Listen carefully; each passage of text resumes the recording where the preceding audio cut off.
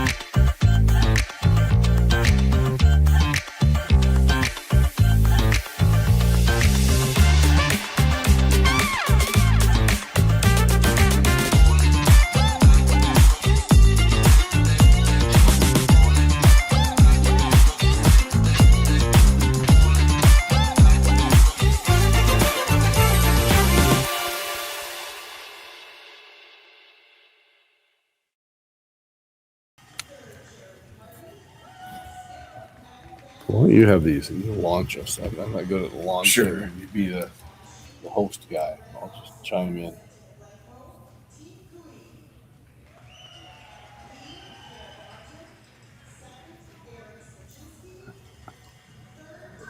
We might not get it until the game starts. Yeah. The one I did the other day, it didn't come to me until after all the intros ended.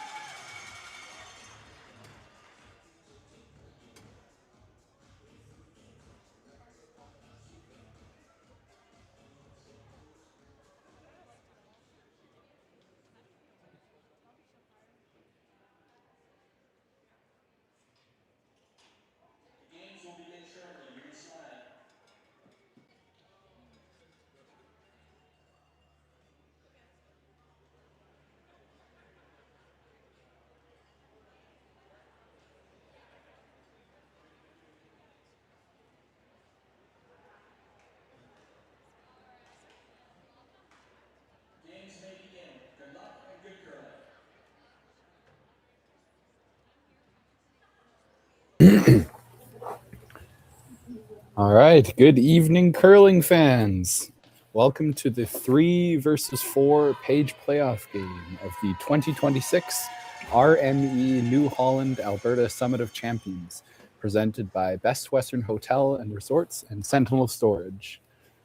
Tonight we have a great game lined up. Sorry, this is the 1 versus 2 game. I misspoke just there. We have Team Cooey versus Team Parent. Team Cooey came out of the A event, qualifying on Thursday evening. Team Parent qualified out of the B last night. Team Cooey gets the hammer because they're the higher ranked team coming out of the A. And it's going to be a great game. This is Ryan Jakes, and right beside me I have Mickey Pendergast, our team coach. Hey Ryan, how you doing? Doing pretty well. How are you, Mickey? Great, looking forward to it.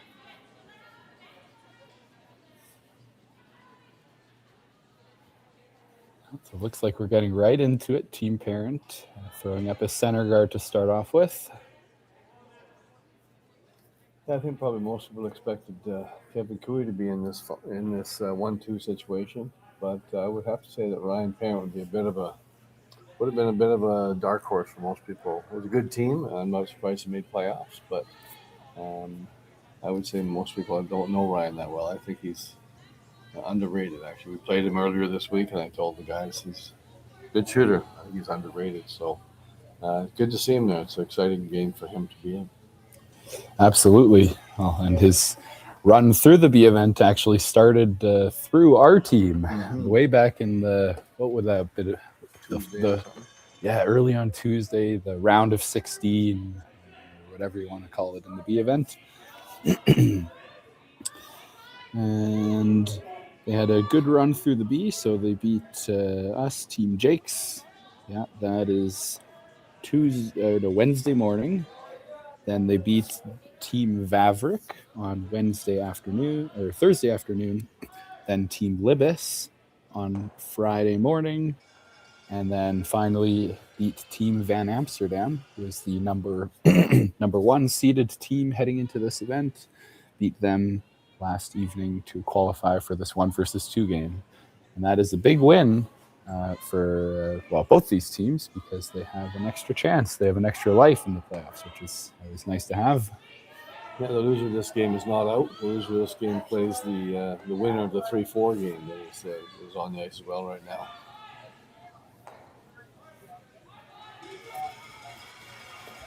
And that's Talon Van Amsterdam in the 3-4 game. So the loser of this game will play the winner of that game, and then the winner of this game goes straight to the final and waits for that semifinal outcome tomorrow afternoon.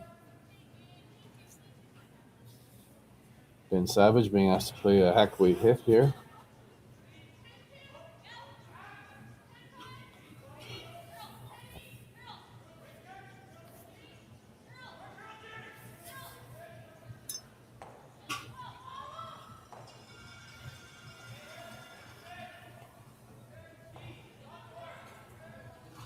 Yeah, it doesn't quite get there, but does the main job.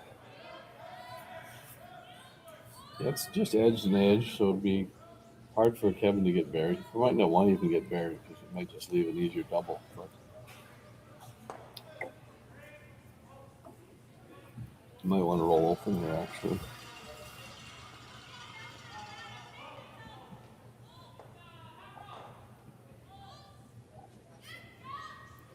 It's a little bit open, but the roll under now would be about a 2-inch run back for the Blues team. So ideally, you'd roll half open on the far side to make that angle tougher.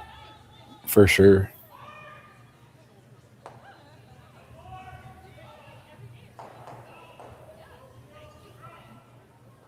Yeah, what do you expect, at least in the first half, the strategies of both teams to be here?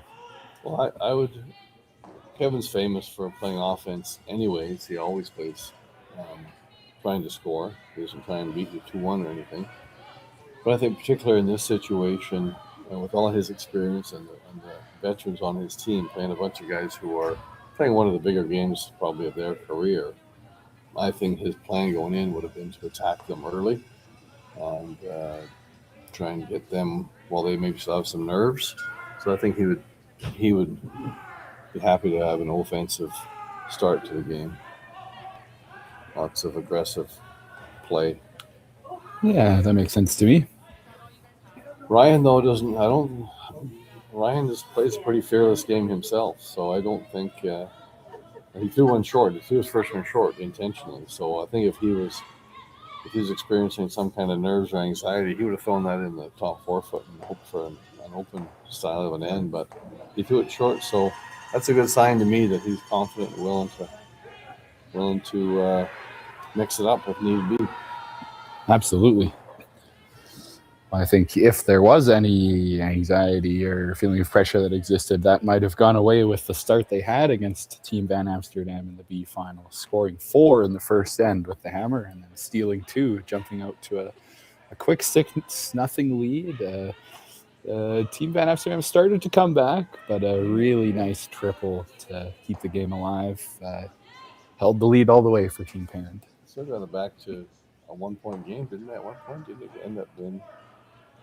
It got close, anyways. I think it got to. But Amsterdam took 3 and whatever, 7th or 8th. It took 3 in the 8th, which was 8-6, and then Team Parent scored 1 in the 9th. Back to within 2 after being down 6. That's not bad. That's perfect. Let's make the run now to try and hold him to 2 somehow.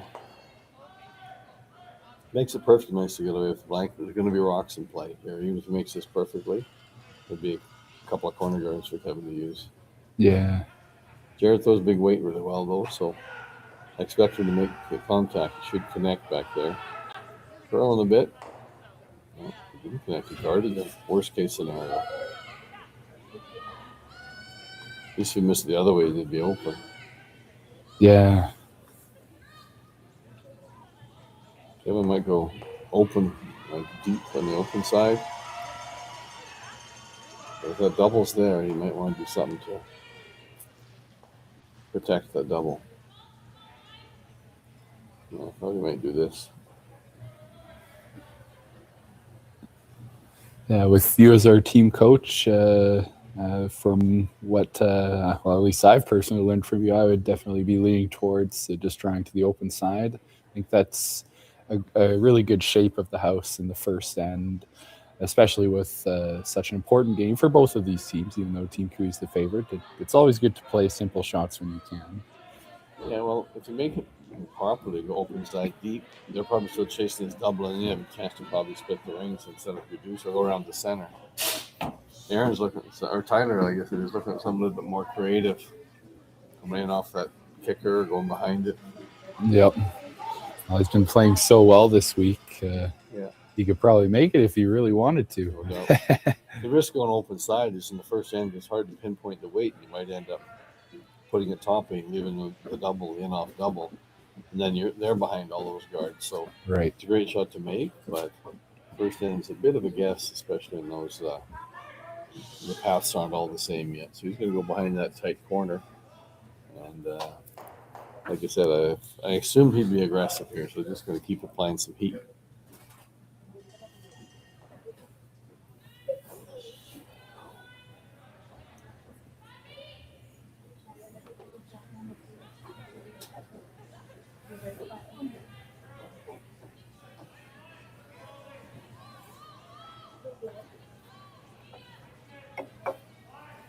Might be a little light the way the boys are working them.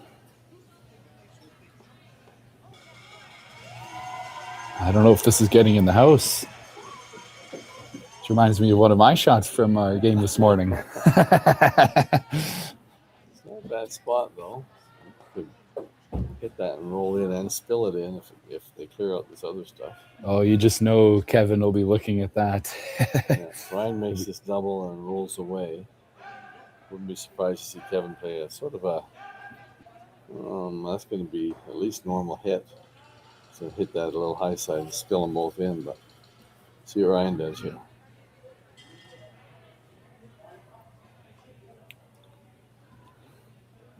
Yeah, he should be really close on this one. Yeah, he's a solid hitter. And one thing that I think sets Ryan apart from other curlers is just his level of focus. His eyes are like laser beams out there. They're drilling into the broom, and he is going he's trying to hit the very center of that broom on every shot. You played with him last year, right? Yes. Yeah, played with Ryan and Ethan Might be touching last the year, as red. well as Jordan Tardy. Oh, they got to go. Oh. He spun it in, but that yellow one's not going anywhere. So must have been a little soft on this release or something. Looks all right. A little soft, maybe a bit down. Biting early. Yeah. Fresh pebble down the middle, maybe. Yeah, that's something that our team got caught on a few times this week.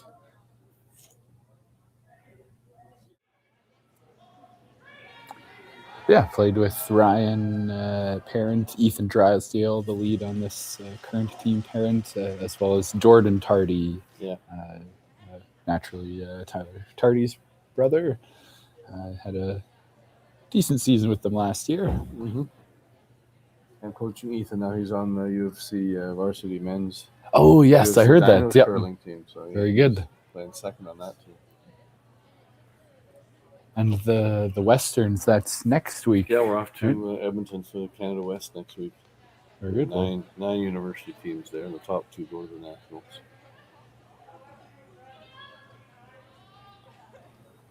Well, he puts this in there perfect, which I wouldn't be surprised if he did.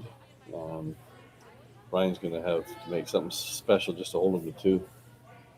There might be a triple there now. If he hits the highest red that's there, he might be able to sort of do around the horn triple. Need to see the angles again, but he might be going into damage control. I think if he was to hit that top red a little thin, it'll come spinning hard off that one that's biting the center line top 12 and ricochet off the one in the 4-foot. Super hard shot, but I think it's there, and he might not have much choice. Yeah, but with these rocks, I got to agree with you. They're just so bouncy. They're so lively. Yeah. If this is deep at all, I think Ryan will try and follow him and hold him to 1 or 2. If this is even T line, that'll be enough for him to use it to follow.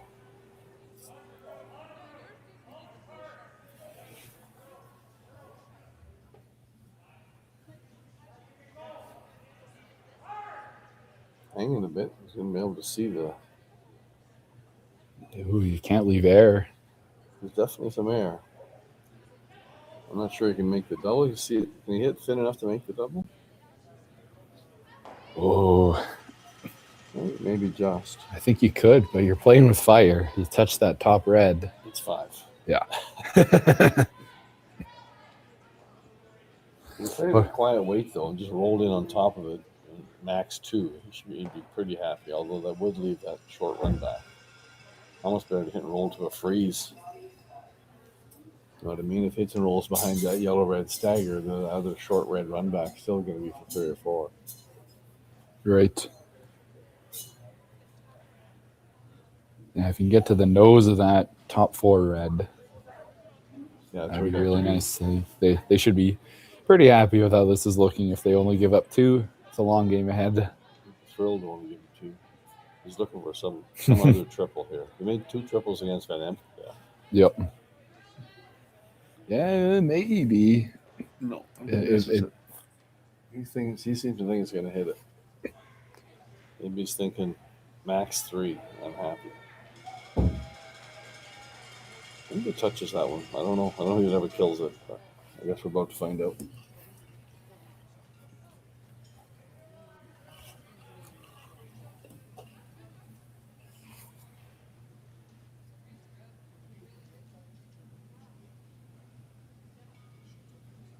I really thought he'd play that roll, but I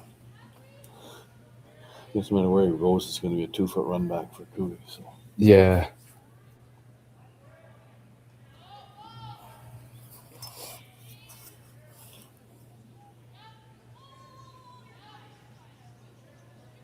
All right, Ryan Parent bringing the heat. A little soft on release, maybe. They're holding it. Oh, went easy. Look at that. Just enough drag. King of triples. I got 6 1/4 on that one, so he's pretty firm. Look at that release again.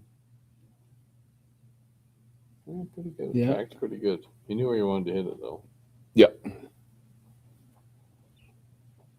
Yeah, dragged it down nicely. Yeah, just enough. Yeah. Well done. A big shot to stay within reach early. You don't want to get down 3 or more to this team.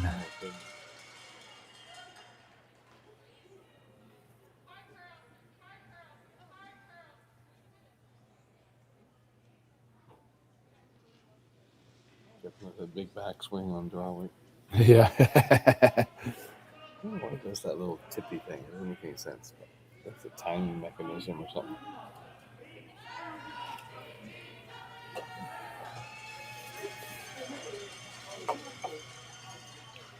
Well, seems to be working here. Yeah, that's the news for Team Cooey. It's all start. The way that end went, both teams are happy. Yeah. Ryan's looking at a potential 5 or 4 or 5. And, the Cooey guys do, so he's happy too. So. Yep, we'll be right back after this.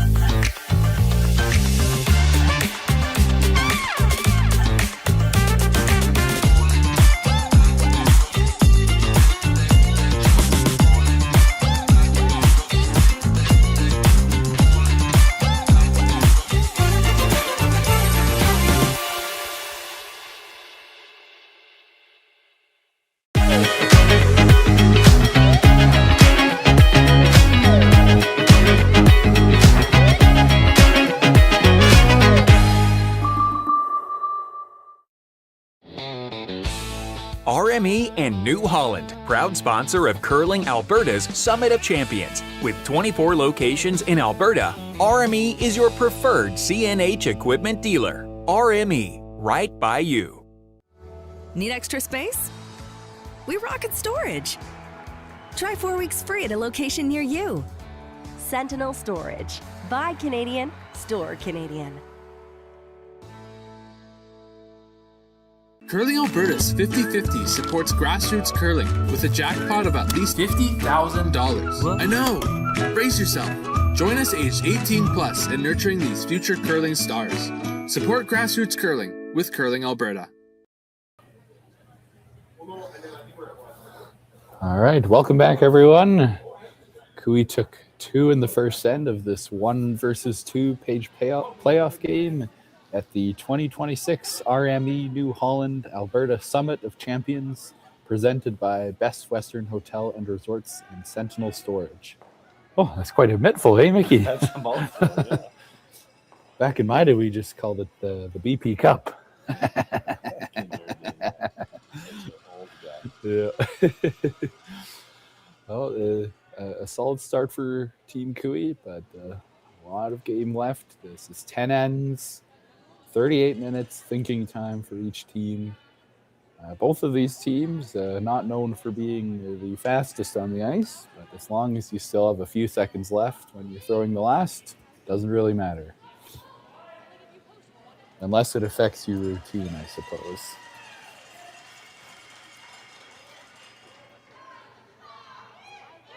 Kevin's the master of throwing with no time on the clock.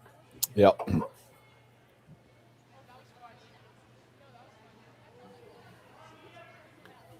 And Kevin wasting no time throwing up the center guard, which is something you often see him doing even when he's up 2 points. Well, it's nice to see, and Ryan threw the corner guard, so Yep. So they're both gonna make something happen here. Makes for some exciting action. It's a lot more fun commentating something like this rather than people running it up and down the sheet. Yeah, it's no fun. We all a bunch of dead air.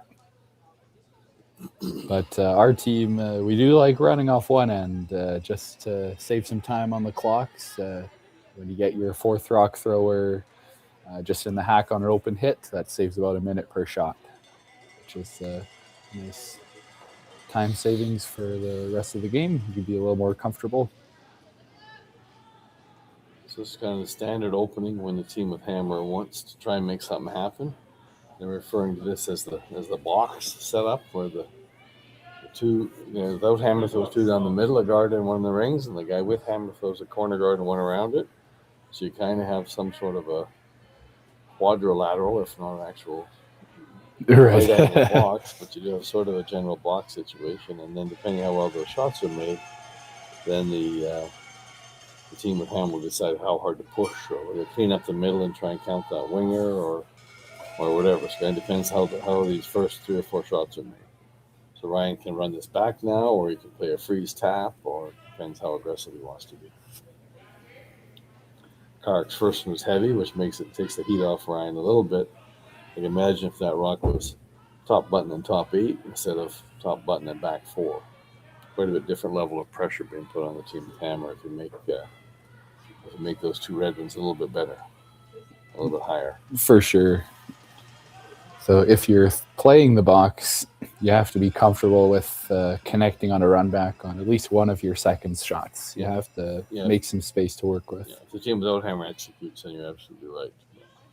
Interesting. So Ben changed rocks there. I don't know if he just grabbed the wrong one, or if he's got one that's maybe a bit of a cutter that he wanted to use here or something to try and attack this stuff in the middle. But those 2 rocks are a little bit deep for Carrick, then if he ever gets sort of close to the nose here and taps this rock back, it's a little warm. But he killed one, rolled open. So really, Kevin doesn't have any pressure applied to this end anymore. He's got a rock back 4, a decent center guard, but Barron's sitting 2 and 3. So Kevin's he's assessing the situation and saying, okay, this is not an opportunity to attack anymore. Try to make this double. If he gets a little lucky, he might make the triple. Or Farron just to miss this an inch narrow. He roll to another center and be able to collect something in the forefoot maybe later on. So he's playing cleanup now himself. 1, 2. Oh, that's unlucky. Connected with all 3 and left second shot dead buried on the tee line. And to make matters worse, Team Perrin can see a bit of the red on the other side of the guard, and they're going to separate the house. Yeah, I think I like this side as well. It's a little bit easier shot, first of all. You have a chance to make it. And you're not grouping your stones. So you can bump this back to the back line or just through and kick open, and Kevin will have to chase.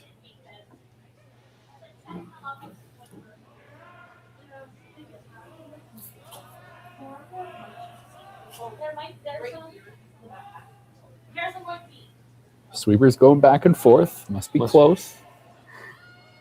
Looks like nice weight. Looks like just to that. That's really well done. Just enough to kill it. Yeah, very nice. Oh, I thought he might take on the chase here. Try to roll closer to center, but the run back is a good option too. I guess if you do miss it, you open up the double. That's right. Tyler's usually really good at these too, so.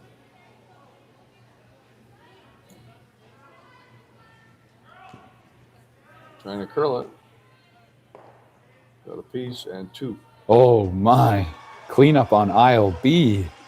That's why you play the run back. You might get them both.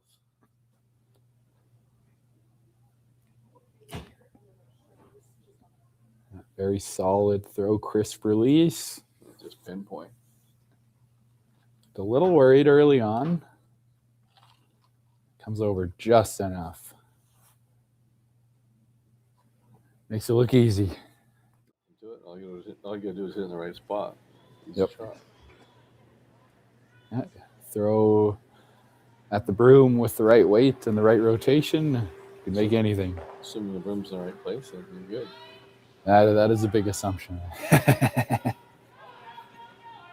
So Ryan's going to try and use that guard. He is still down 2 even after that big shot by Tyler. Ryan still has a chance to get 2 guards and walk behind the tee line is not hurting him. This looks a little warm.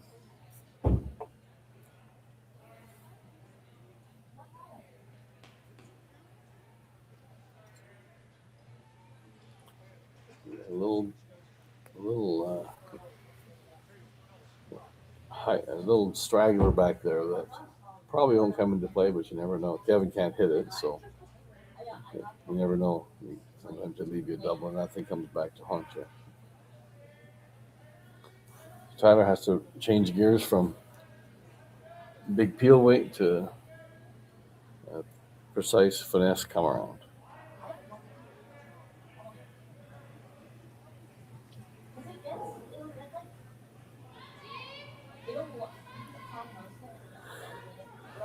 Going by the speakers, I'd say he's not light.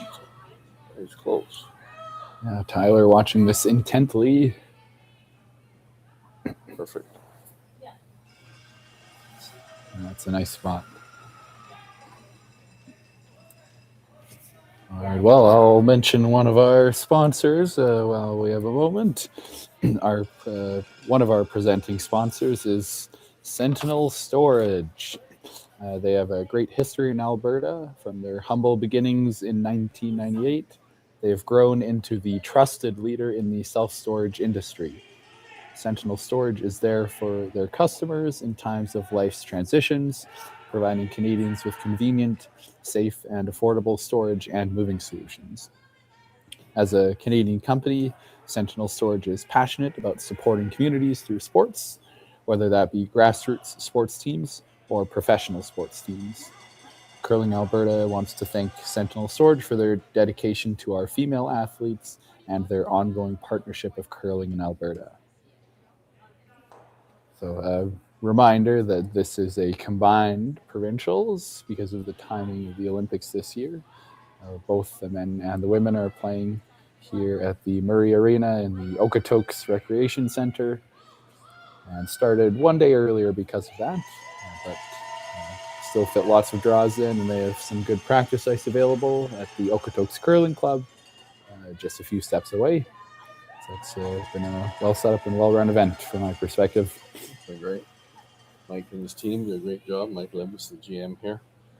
So Jared Jenkins just made a beautiful little tap, came tight by the guard, tapped that red just far enough to be fourth shot, and he's 7/8 buried. So those good you could hope to make that one.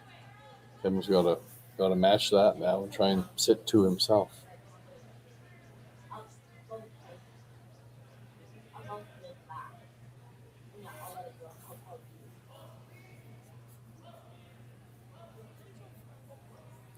And it might not be good enough to just hit the yellow out. He really wants to stay behind the guard here. Otherwise, there will be a double for Ryan Parent. Either stay mostly behind, at least edge buried, or roll about 1.5 feet so the double angle is no longer there. But looks like he's trying to play it tight.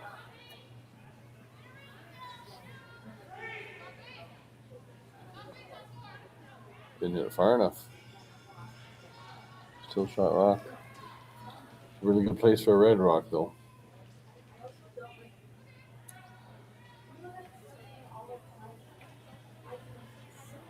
If you could just ever half hook one there, just get a hook behind that red. Kevin can kill that one, but it'll leave definitely a path for two somewhere. Yeah, that ought to do it.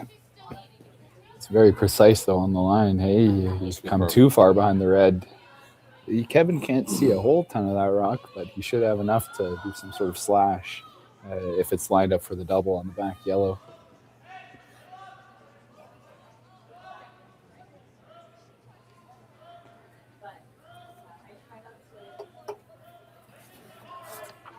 He's considering a hit now. He's going to end up playing the draw. But Yeah, I think I like this draw as well. yeah, there's really no room for error, but it's the best result. That hit is no picnic either. Try and hit that red across the face of the yellow and hang around for second. You probably just leave a double, or you can always freeze down to that one, hold you to one anyway. So it's your best chance for two. Yeah. If you want to try to beat Kevin too, you're going to have to make some shots. So going with the easy shot isn't always the right thing to do. You have to make something. Yep, and I myself have yet to beat Kevin. We've had some close games. We like to keep it simple in the first half against him, but then it comes down to making those shots, like you say. And so far. When we play Kevin, he just comes out a little bit more precise in that second half. I don't think you're. I think you're part of a large club that has trouble beating Kevin. Yep. Well, he's one of the greats in curling. He's done so much in this sport.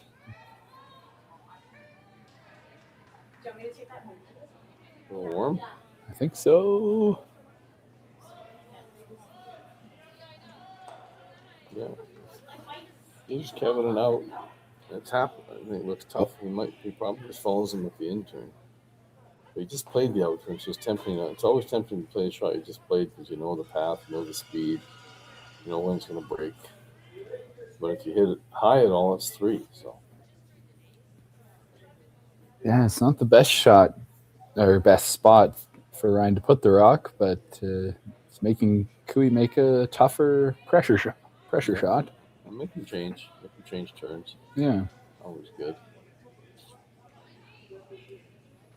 So I don't think this would be so bad if the corner guard wasn't there. I don't think it's really in the way, but it's definitely in your view. It's close. Yeah, his ice is swinging hard enough that there's room to get by that corner. There's no extra room. Yep. Makes this perfect. He's probably within 4 or 5 inches of that guard. So a pressure shot from Kevin Cooey here early.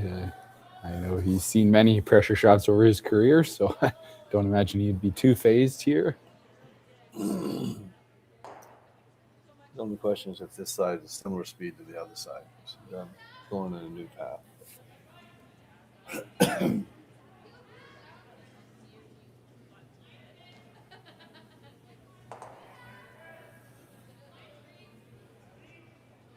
Very similar path to Ryan's.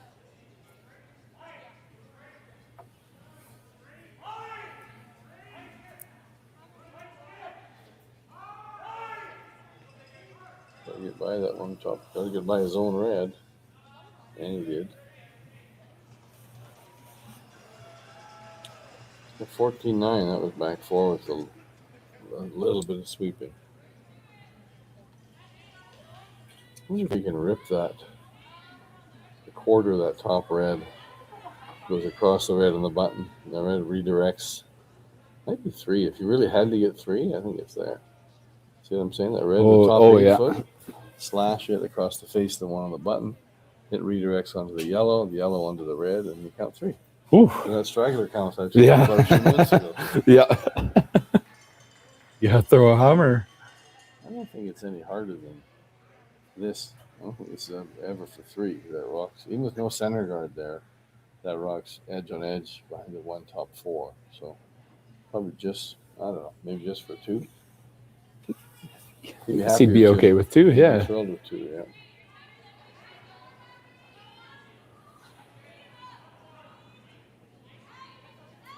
All right, Ryan Parent with the last shot here in the second end. Throwing a hack sort of weight. Trying to move out Kevin Cooey's rock. Ethan Drysdale on the sweep. Hard for line. Got to get it by the guard and the one top 4. I don't know. Oh. It's a tough break. And it's a steal of one for Kevin Cooey. Goes up 3-0 after the second end. We'll be right back.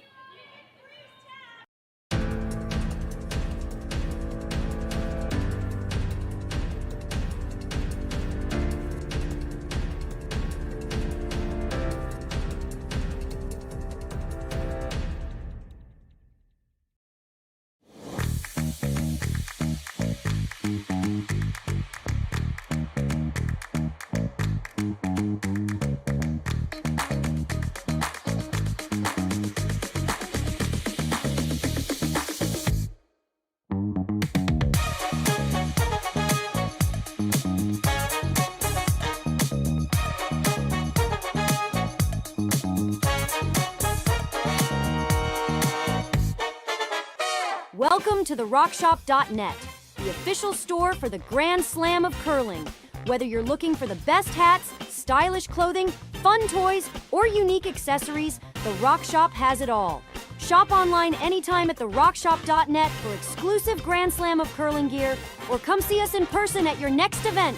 Therockshop.net, where fans find their favorite curling gear. Aztec Safety is #1 for online safety training. Aztec Safety is the proud sponsor of the Aztec Safety Challenge, the #1 event on the World Curling Tour.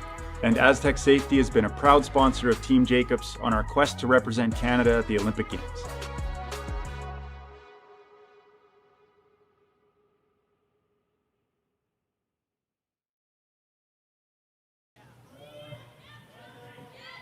Alrighty, folks, we're back for some third end action.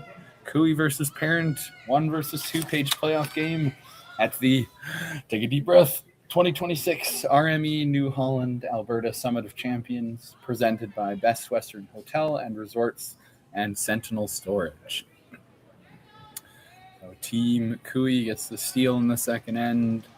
Bit of pressure faced by Kevin on his last, had to draw right down to the button, had a little bit of backing, and Ryan Parent not quite able to navigate the hole and get his 2 or 3 points. So a solid start from Team Cooey. So Mickey, what do you think the team's approaches will be now? Well, Ryan's throwing a corner again, so Kevin, I think, will keep applying the pressure. The days are gone when you could just clean everything up, so you have to use the defense by rock positioning. So Ryan will, I think, push hard for his deuce here. He'll use the box again to try and get one set up on the wings, and then try and clean up the middle. And if you can get a bit of a mistake from somebody, maybe get his deuce. But he's not going to go crazy, I don't think. It's a 10-end game. You don't have to, rush it, but you do want to try and give yourself a chance to score. He's going behind this time. So this approach is a little less aggressive than going directly behind your corner guard and then trying to address the 3 opposition rocks in the middle. But Carrick made this one a lot better. It's not back 4 this time, so that's probably part of it. Right.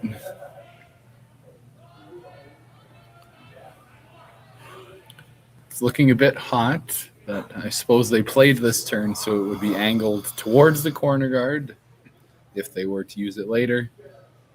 Worked out all right. Yeah, certainly not what you're looking for, but it is a rock in play that Kevin can't remove, so that's a good place to start. Put one out where he can't get rid of, and then see what happens.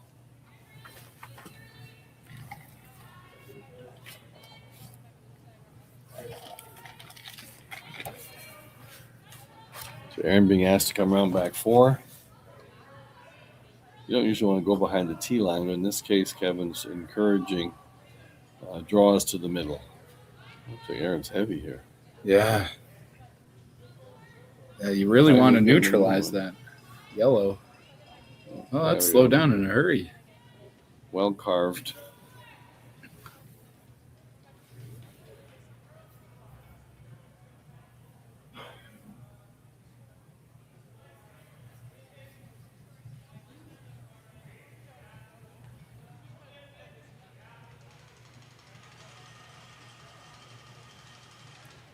Ryan trying to figure out how or if he can get that yellow one in play. If it's even worth it, maybe you just try to get a few more in the forefoot and score your 2 points that way. Yeah, for now it's just there as some shrapnel in the back of the rings that there might be a catcher at some point. It's probably not going to score, but with those rocks behind the tee line, put something in front of them and make Kevin do something with it.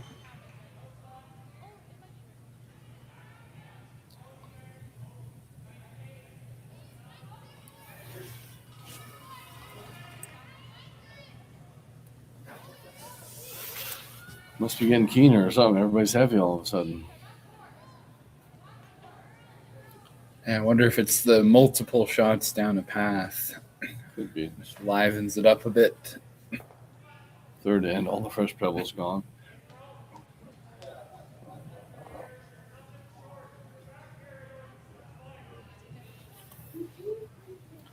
trying to lock one into that pocket. It'll be easy for Ryan to get shot rock after this if this shot's made, but Kevin's just trying to encourage a bunch of freezes and congestion in the forefoot. Shrink the scoring area, make it really hard for Ryan to get his deuce. If you make a couple of good freezes around the button somewhere, there's no real estate to score more than one.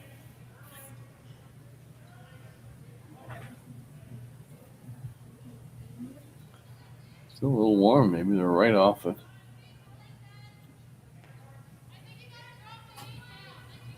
It didn't move anything. But if he can nose that and move it and pass it, say, to the back line, all of a sudden those yellows look interesting, even though they're only going to be fourth and fifth shot. Key is where you leave the shooter. But you'd like to loosen that freeze up, yeah. Like a dead freeze, then that one at the forefoot never moves. Right. If you can tap it, move the back one, then that red one becomes vulnerable for contact later.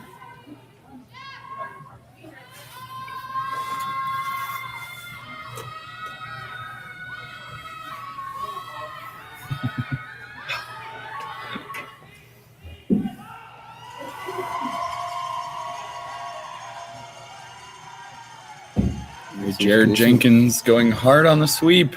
It's caught a little different path here. He's okay. Move that back one just far enough. Yeah, I think that'll do. A great shot from team parent second, Ben Savage.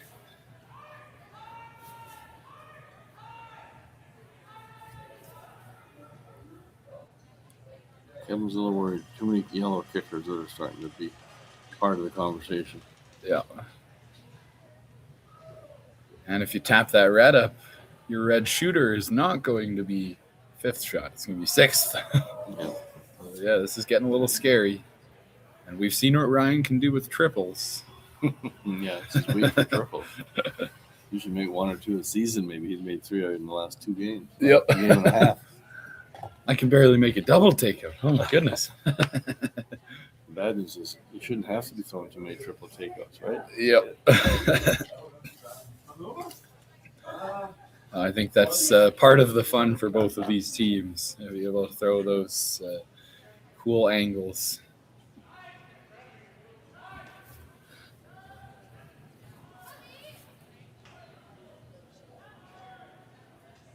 Yeah, Kevin's not loving this setup. There's too many, not red flags, or yellow flags in this case. Yep. That's angled to kill both those reds, and then yellow would be 1, 3, and 4. He's always got that red tap. If he doesn't do anything with it now, it's always there to tap to the button later in the end if he has to.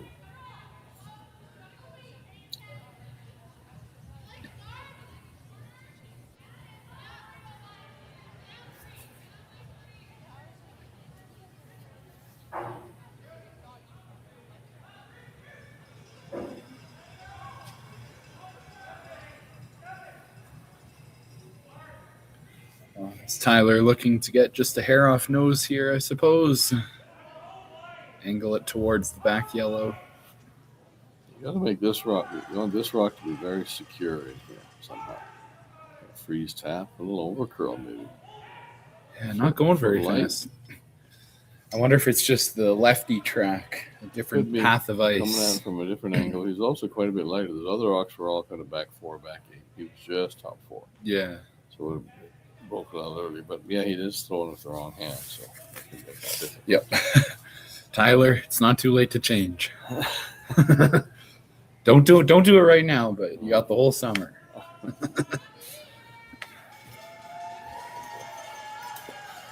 If you make the double here and sit 3, everything's it's still interesting. If he gets rid of these 2 reds, he might lose a yellow one on the way by here. This could deflect off that red and might clip one of those yellows back there, but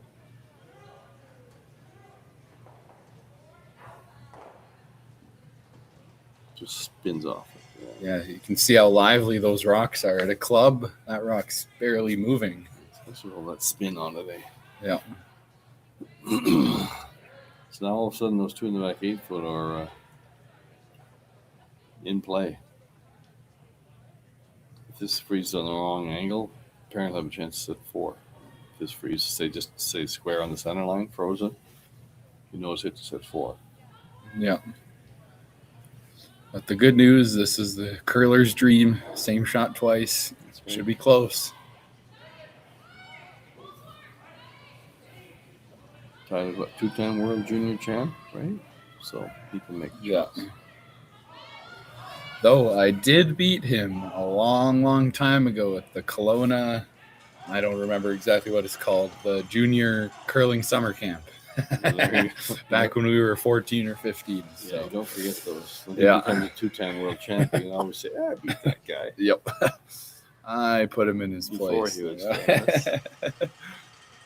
That's always one of my claims to fame is Kevin, who he played third for me for 3 years. When he first came out of juniors, he was looking for a men's team, and we had seen him win the Vernon Cash Spiel when he was about 16.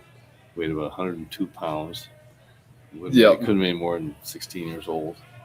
And he beats like Lukowicz and Folk and those guys back in the day. Wow. He moved to Calgary to go to school and looking for a men's team. I said, I think we can make room for you. Absolutely. That was a fun 3 years. He had hair then, so he looks a little bit different. Now he's more aerodynamic in his slide. Oh, and I just remembered the name of the curling camp, the Rock Slide Camp in Kelowna. That makes sense, in the mountains. Yeah. 30 degrees outside. Felt beautiful on the ice. Jared, you got a good one here. Rearrange those angles. Boom. You got it squirted that red one. It's a good shot. A lot of yellow rocks there, Kev. Yeah. This is reminding me and maybe some of you viewers of the first stand of Team Parent versus Team Van Amsterdam. I don't remember the colors, but the Team Parent rocks just kept piling up. And before you knew it, they had 4. I think they were red. Your parent was red. Yeah. Parent was red, yeah.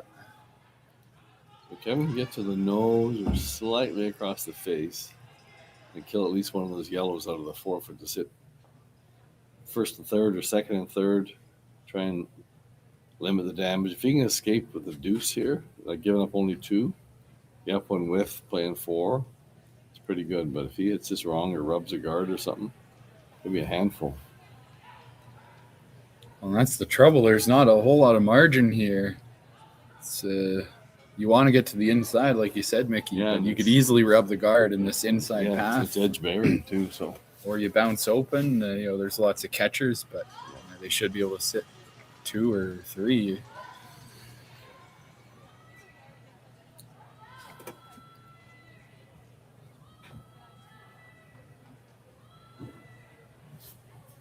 Well, Ryan's accomplished his first goal, which is to put some pressure on, get some rocks in play, get some yellows in place where they're hard to remove, and then see what happens. I need a half shot miss here, and all of a sudden it's tied or better.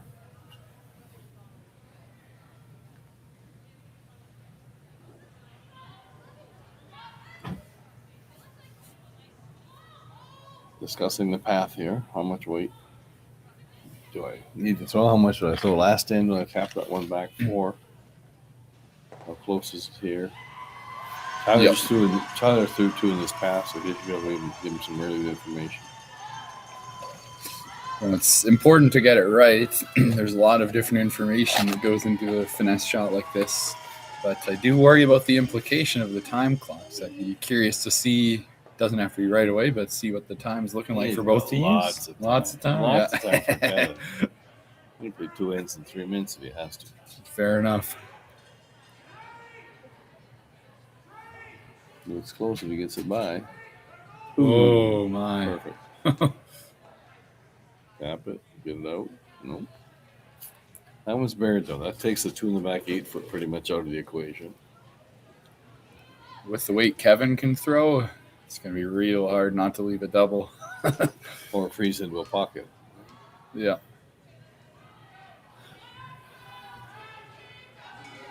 Oh. Thin double. Ooh. Maybe it's there. I think it just freeze there. Take away that freeze into the pocket. And then the one on the side is kind of wide open if Kevin doesn't do something good.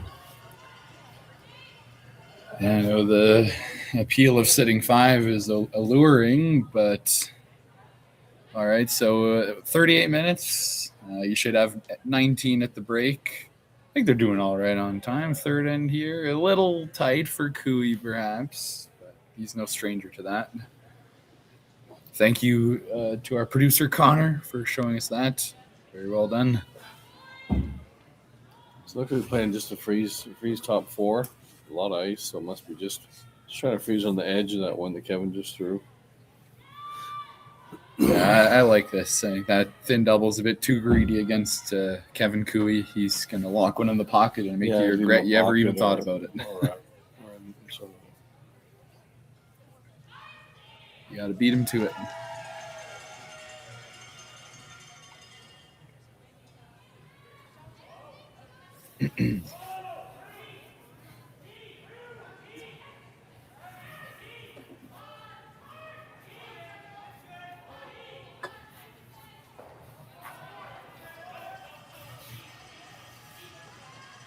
Foot heavy here. Poking around it. Well, that one's not going anywhere. So Kevin can freeze.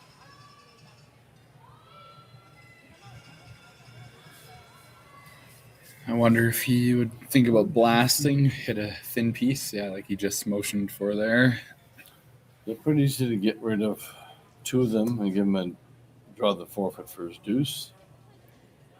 His freeze is tempting as well if you make it really good, but I think you're giving up 2 anyways. If you freeze on a piece of that, he just knows it for 2 or 3 anyway. So. Yeah.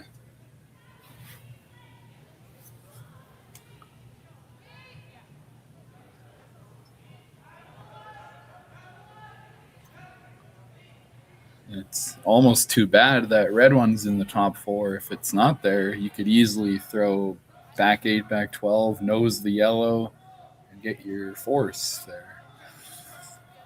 But the red one's in the way. You're going to bounce off if you throw with any weight.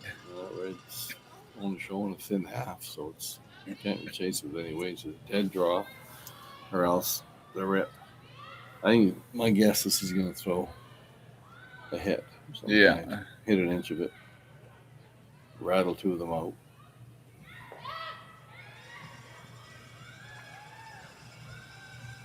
I suppose there's a bit of risk if he hits it just right. Does he ever tick the red one out in the back 4? Yep, he hits it too thick. You can rub that one. But then that one's locked out of sight in the top 4. Pretty tough to chase that one. And that'll be 3rd shot. So the worst case would be 3, even if he misses this wide. It just hits the one on the open one. He's made a few out-turn hits in his day, so I think it'll be close.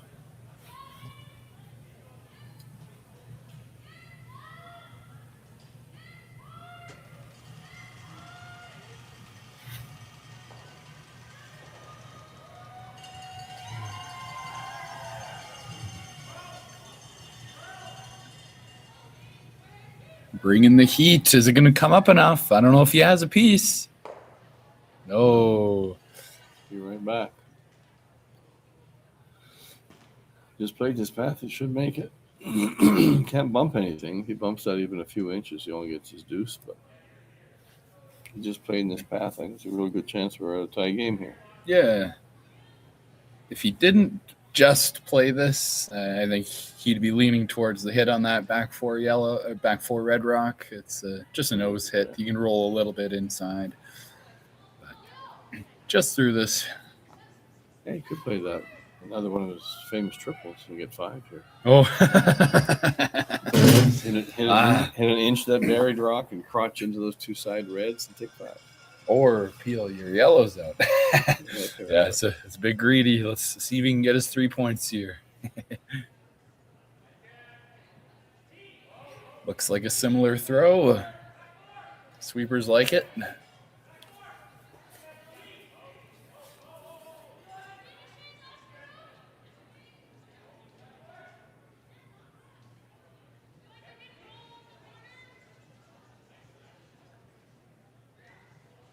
Ooh. Well done. That's 3 points. We got a Tied game here, ladies and gentlemen. All right, we'll be back for some more exciting action right after these commercials. Curling Alberta's 50/50 supports grassroots curling with a jackpot of at least $50,000. I know! Brace yourself. Join us aged 18 plus in nurturing these future curling stars. Support grassroots curling with Curling Alberta. Aztec Safety is #1 for online safety training. Aztec Safety is the proud sponsor of the Aztec Safety Challenge, the #1 event on the World Curling Tour. And Aztec Safety has been a proud sponsor of Team Jacobs on our quest to represent Canada at the Olympic Games.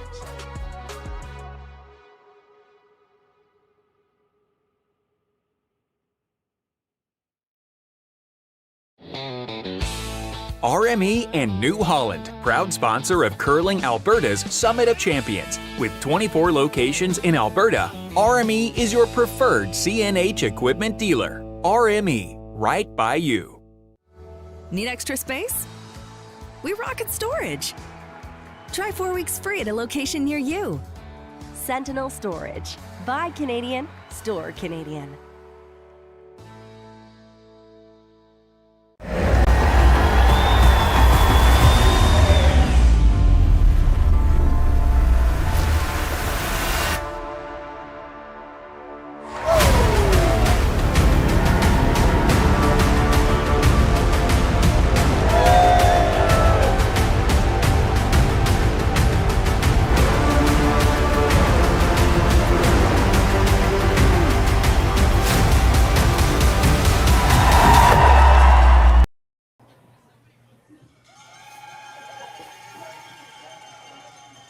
And here we go again. It's all tied up at 3. Team parent throwing up a center guard to start off with. No surprise, and looks like they got just enough of that center line to avoid a tick shot. So nowadays, there's the no tick rule if you're biting the center line in the free guard zone. Oh, thank you, Mickey. Mickey just got me an original 16 Canadian copper ale, a very delicious beverage to fuel our commentating, and looks like he got a classic vodka soda. Vodka soda is not one of the sponsors, but Original 16 is. They are the official beer of Curling Alberta and the local ice lounge sponsor. You can, not in this view, but you can see it at the other end. There's some folks hanging out there in the ice lounge. So if you're bored looking for something to do this weekend, get off your couch and come on down, have an Original 16, and come support these great curlers on their quest to represent Alberta at the 2026 Brier in St. John's, Newfoundland, and the 2026 Scotties in Mississauga. Is that correct? I think so. I think Mississauga, yeah.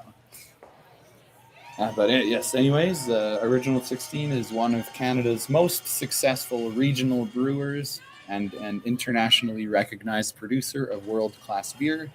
Original 16 pays a premium to make sure their beer is made with the best ingredients. They have a brewmaster with dedication to education, experience, creativity, and craftsmanship. And Curling Alberta would like to thank Original 16 for their continued support. For those of you at the event, Original 16 beer will be available in the Ice Lounge. Original 16 has become a great friend of curling, actually. They sponsor lots of events. They sponsor the one in Calgary, the Original 16 Spiel, Cash Spiel in November. Pretty much every club you go to now has Original 16 logos in it, and carry Original 16. They're, I think, the primary beer. When we were at the Brier in 2024, Original 16 was the beer of choice in the patch. So, yeah, they're really closely connected to curlers, so their sponsorship is much appreciated. And I think curlers reply in kind and support them back. So, absolutely. We sincerely appreciate the support. Doesn't hurt that it tastes pretty darn good, too. That's a big part of it, yeah. So, interesting. How do you get 3 on Kevin Cooey? That's was interesting. Yeah, Ryan and his team played a great end. Did a really good job of establishing some angles early. Made their rocks really difficult to remove. And Kevin missed that that sort of tick double that he tried to play to hold him to 2. So, yeah, that's kind of the recipe. Put your rocks where they can't kill them and make more shots than they do. So it was interesting to watch that develop. Absolutely. Again, makes for some exciting curling. That's what we want with this playoff action. So much on the line. None of these teams are going to pre-qualify for the Brier. In past years, we've had a final where we knew both teams were going, and it didn't really matter who won, but everything is on the line here. That's right. It's like the old days. Only one team is happy at the end of this weekend. Yeah. One team goes Brier and everyone else goes home sad. Just like our team. Yeah. Even 11 other teams. Oh, Ryan broke his broom there. He's okay. Interesting call here. This is absolutely the best result. It's kind of high risk, and you hate get rid of your center guard when you don't have hammer. But freezing behind a corner guard without hammer is also risky. And it looks good. You're sitting 2, you're buried, you're frozen, but it's just trouble. So I like that call.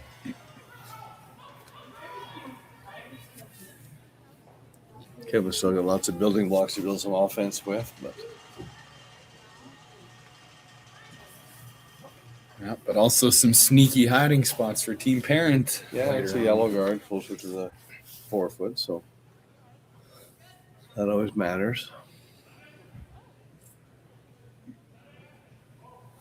Aaron throwing second stone now. When he first joined this team after his team dissolved, he was playing third, but now he's calling the line on Kevin's rocks, but throwing second stone. So able to roll right into the middle of that window. So Brian has a chance to make a double now. Should be able to just miss that back one if he hits it right. Or it should just go across the face of that yellow, and could make it perfect and roll towards center. So that was an unfortunate roll for Aaron. Could have rolled a little more or a little less and been in good shape. Probably wanted to roll all the way behind the red. That's probably quite why they're going hard to curl that one. Trying to get this one to curl. Jared must have been a little full on it. Oh, now they're straight. And we're trying to go for it the other way. Went for plan B there. Pretty good result. You can easily come off that red one. You got air now. Right. But the end is setting up kind of how Kevin would like it to set up. A couple of corner guards, rocks up the wings. There's not a bunch of congestion in the middle where you can get forced. Last in Ryan was able to get 3 all on the 4 foot, but it doesn't usually happen that way. You usually get a clustered 4 foot and it's somebody gets 1. It's a usual result, but so Kevin's happy with this. If it turns into a blank, he's not unhappy. Tied with hammer at any point is always good. But he likes to try and score with hammer. I was having a conversation with him one time about strategy and whatnot. And like he said, in so many events now they play 8 ends.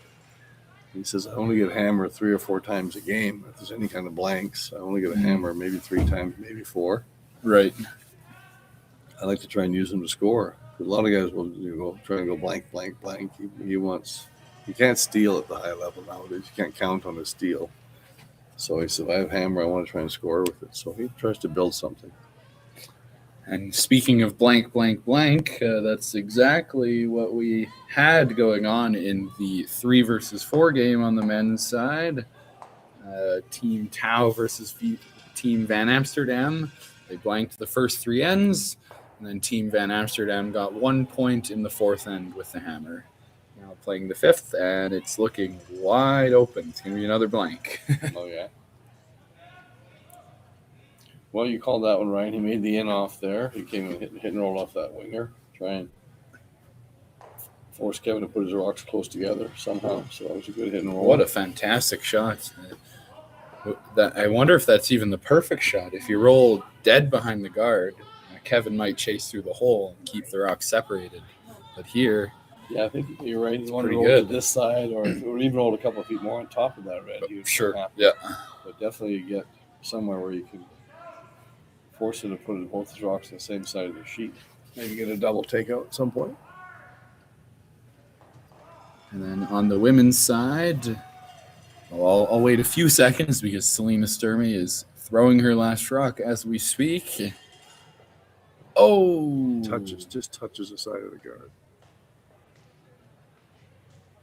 Still spinning in there okay.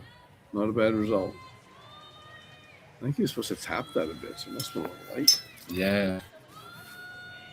All right, well, Team Sturmey narrowly missed a long raise to the button, so Team Grey Withers stole one to go up 3-2 after 4 ends.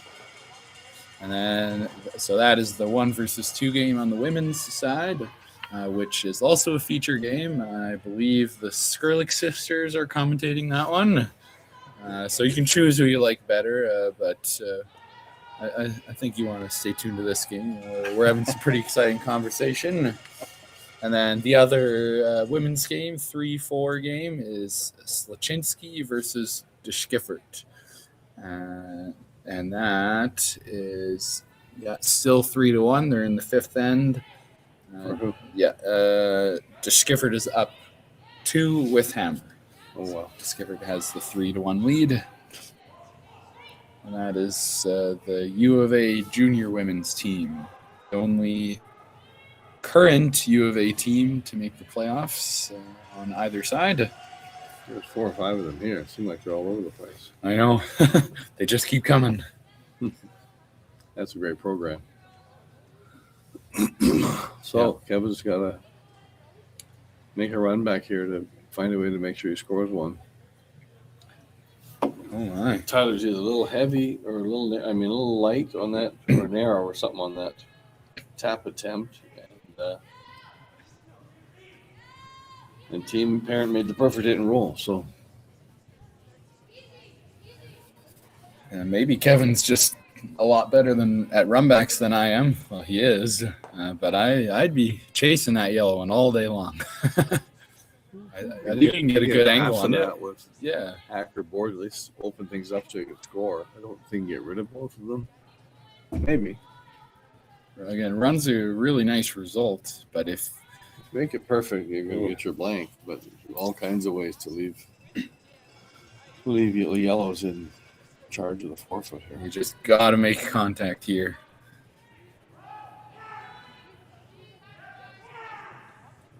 Oh, Kevin doesn't look too happy from that view. We're in the upstairs lounge of the curling club, so I can't see immediately what happened. Oh dear! Oh, sliver low and missed everything. That is just about the worst possible place to roll to, isn't it? Absolutely the worst. Couldn't be worse. If he corner freezes on this top one, Kevin can't score. He's probably playing the run back again if he does that, which that's a long run back to against 3. You never want to be doing that. I remember that was the very first time I ever beat Aaron Slaczynski. We were playing in Airdrie, and he was throwing just unbelievably well. Almost a little too well, got a little overconfident, threw a 10-foot run back and missed by an inch. There you go. An inch on the back rock, a millimeter on the top rock. He's a great player. And you were coaching him previously. Isn't that right, Mickey? For a couple of years, we beat Cooey to go to the Briar in 24, actually. So, yeah. Yep. He's an awfully good shot maker. Great touch player. Throws big weight well. Sees the game really well. So, he was fun to coach. Ryan could lock on a steal here. If he makes this perfect, he might have kept some sort of a double, but he freezes on a quarter of that top one. He can't do much about it except try and minimize his losses.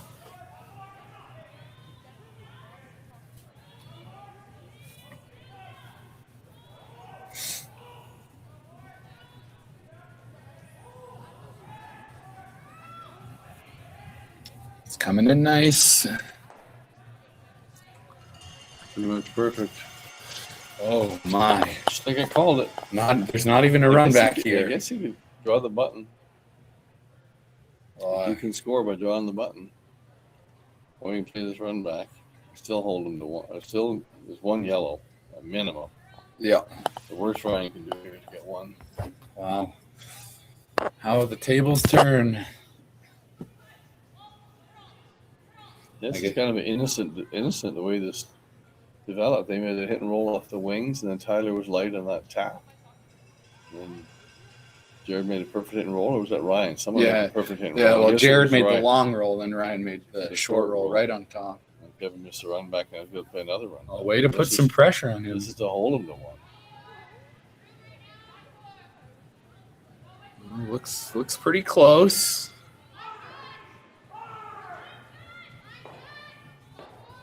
And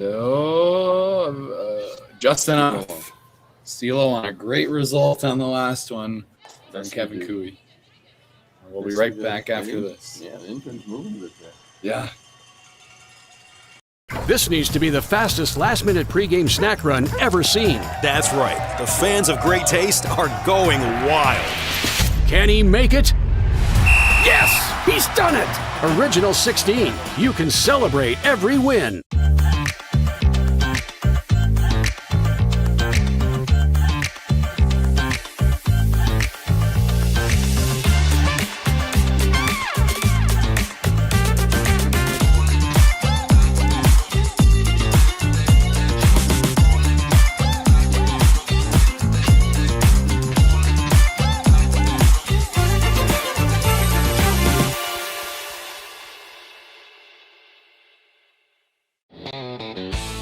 RME and New Holland, proud sponsor of Curling Alberta's Summit of Champions. With 24 locations in Alberta, RME is your preferred CNH equipment dealer. RME, right by you. Need extra space? We rocket storage. Try 4 weeks free at a location near you. Sentinel Storage. Buy Canadian, store Canadian. Developed over a decade in collaboration with the finest ice makers this side of the Atlantic, the Pebblehead PB5 is nothing short of a triumph of sophistication and craftsmanship. Weighing less than half its lumbering copper predecessors, yet boasting tenfold their durability, the PB5 delivers perfect, consistent ice, time after time.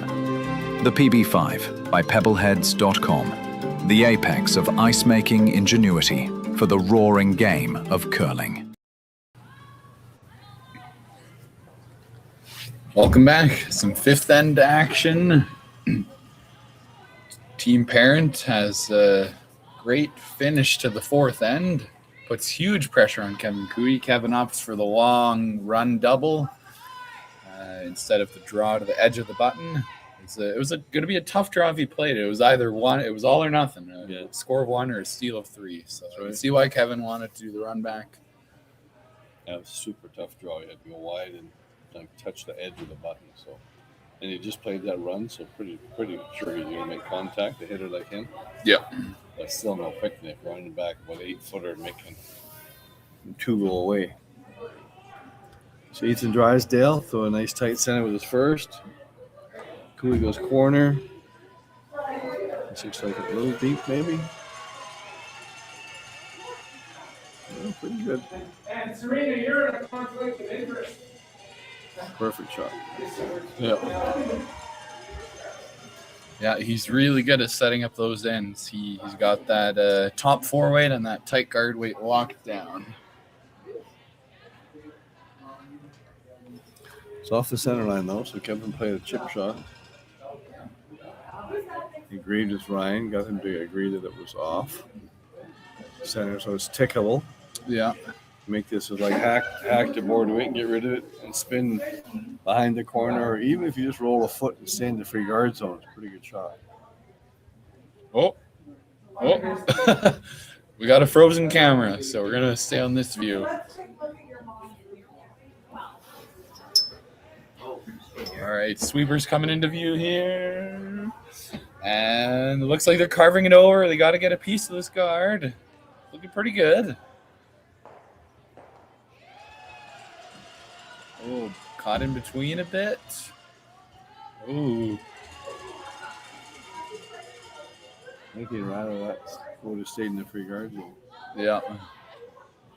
I think that's going to be in the house. They're going to measure this. They're going to have to move that yellow rock in order to measure. Hey. Yeah. If they disagree, if one says it's in and one says it's out. Yeah.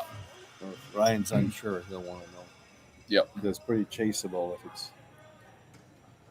And for some of you viewers who may be saying, oh, this isn't the last rock they're not allowed to measure, yes, they are allowed to see if a rock is in the free guard zone or if it's in the house. You have to know if you can hit it or not. But you can't measure if it's in the back of the house. You got to eyeball it and figure it out. Oh, looks like it's tall enough to go over the rock. That's smart.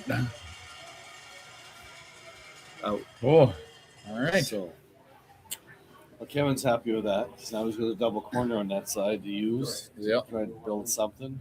And Ryan is going to have to play protect in the middle. And they said earlier in the week they'd sent out a notice saying that some of the rings were a little bit fat. They said there's some places where it might look like it's just touching, but it's not. For whatever reason, the rings are a little bit bigger than they're supposed to be, bigger than the actual 6 feet. So that biter stick might indicate that it's out, even though your eyeball tells you it might be just touching. So interesting. Right. It was a pretty cryptic email, though. I didn't really understand it myself, but all it said was the rings. You just got to assume, the measure rings it. The rings are fat. That's what I got out of it. Yeah. It's like the Nutana Club in Saskatoon. They have a chart at each end of the ice telling you where the rings are fat and where they're skinny. Like really? They're not round for some reason. So, it's 3/8 of an inch fat over here, and it's 1/4 of an inch skinny over there. So you see a rock, you can't tell if it's biting or not. You have to go back to the chart on the wall to see whether you think they're right. It's still a guess. Sounds like they should take extra care in August when setting up the ice. Have a few less pops before you paint the ice. Team Kui opting for the run back here. Hoping to get it out of the 4 foot, but very usable red rock. A rare possible triple split opportunity, perhaps. Get it real thin, maybe. Get to it. I don't know how you get 3 in. Dunk through the middle. I don't know. Oh, that's pretty tough. Pretty fancy. Playing some sort of a draw or a guard here, regarding that situation. Yeah, I guess they're pretty happy. They're lined straight in front of each other.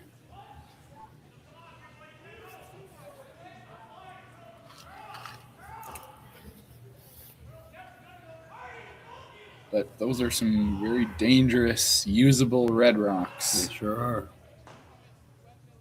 Ethan, go Ethan. He's a great sweeper. Yep. He's not a big man, but he puts everything he's got into every sweep.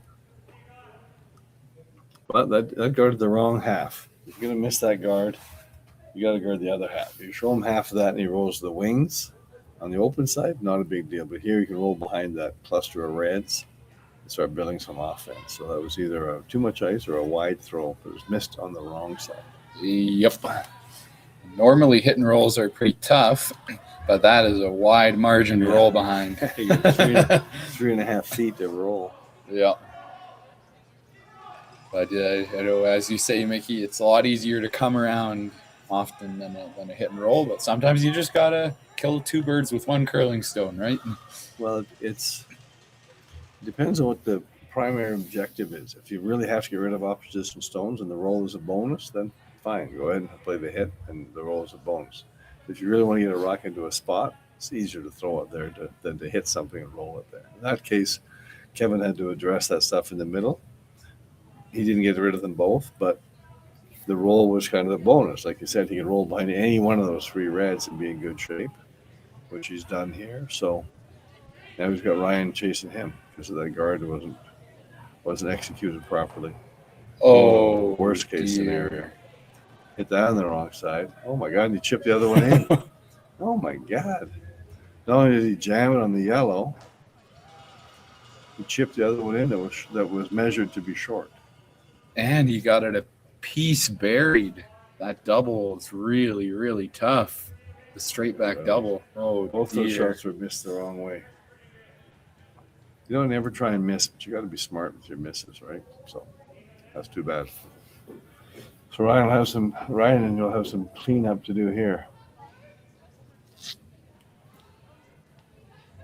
You can escape with a deuce now after that mess. You'll be happy.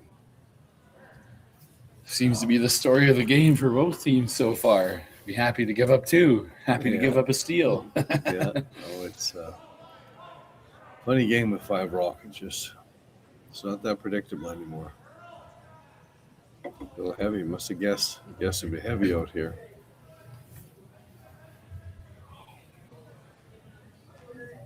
Make that double, he'd be happy. Might be able to make the double and roll. The roll might jam. He'd be second shot behind the guard, so it wouldn't be terrible. Even if it jammed. Probably be second shot behind that guard. Yeah, that'd be big. Ooh. I don't know if you got room behind the guard to roll that far, do you? Is there enough air to roll? Oh, he keeps losing his broom head. Yeah. It's not much of a broom slammer. It might just be a little loose. That's why I always say skips don't really need brooms anyways. Most of them can't sweep and nobody aims at it. Yep. Pretty much. It's a hard life. A cold That's life. A flat double. I don't know. Yeah, it is flat. Looks like just the roll here. It's a good weight. Jared can throw it hard. He's a big man. There's something good here, I think. Bang, off the back of it. No. Oh. Thought it was pretty flat. Yeah. It's always tough with those crosshouse ones because you get the spin that just goes down a little bit. Yeah,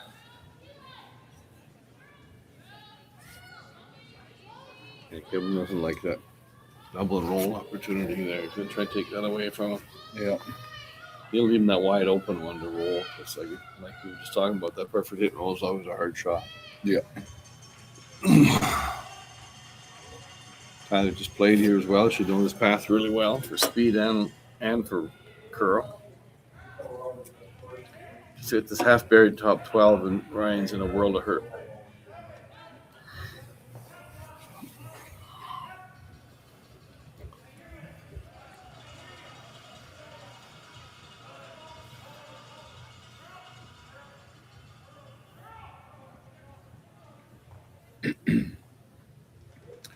Did he tuck enough? I think so. Make that double. Double's probably there, but now you can take that open. If you ever make the perfect 8-foot hit and roll, you roll behind that stagger Kevin just set up. Wouldn't that be something? Even the back doubles, you get pretty good. And bounce into the back one. Yeah, the angle's not bad for that. There's some options there.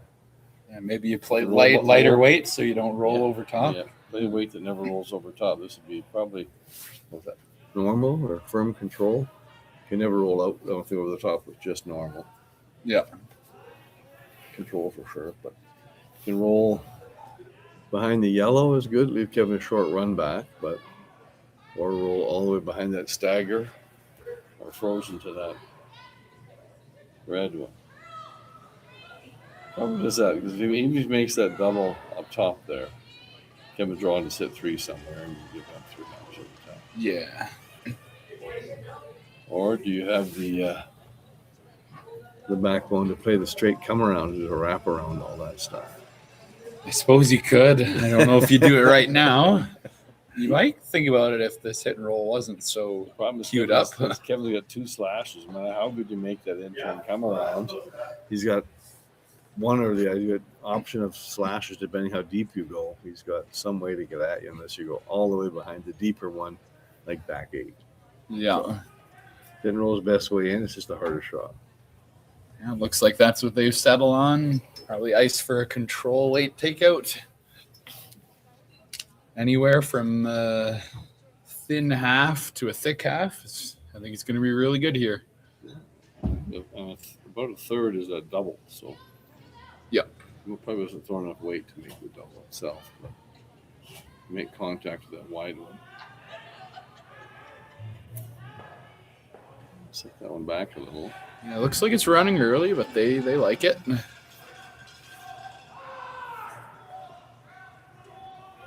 10-3. Perfect. Oh.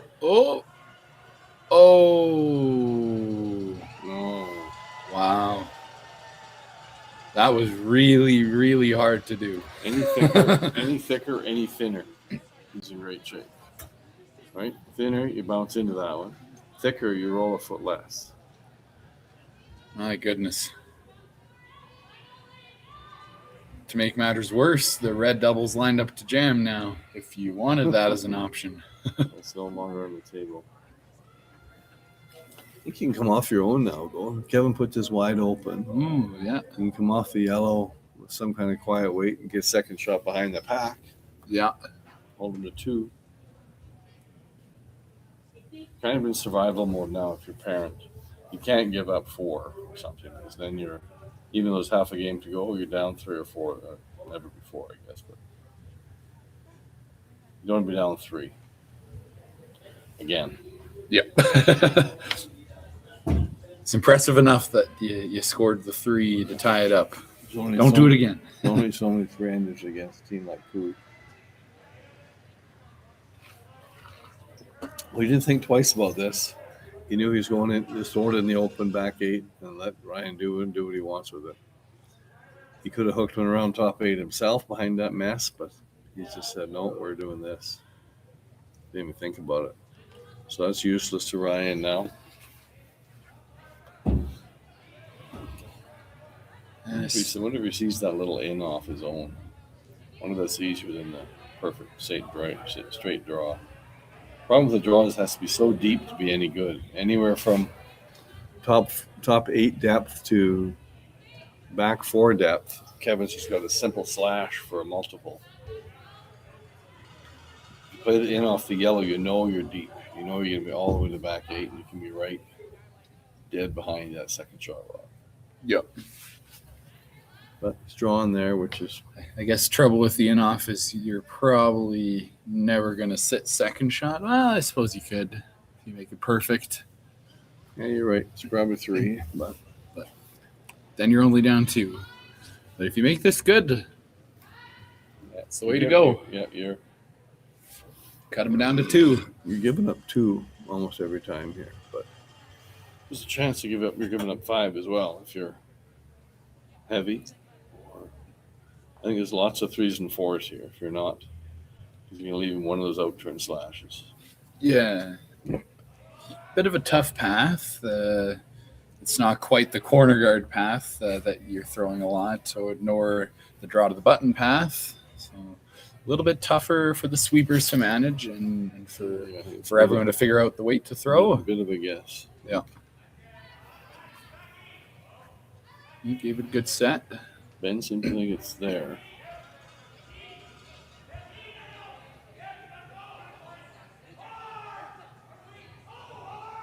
They're working it.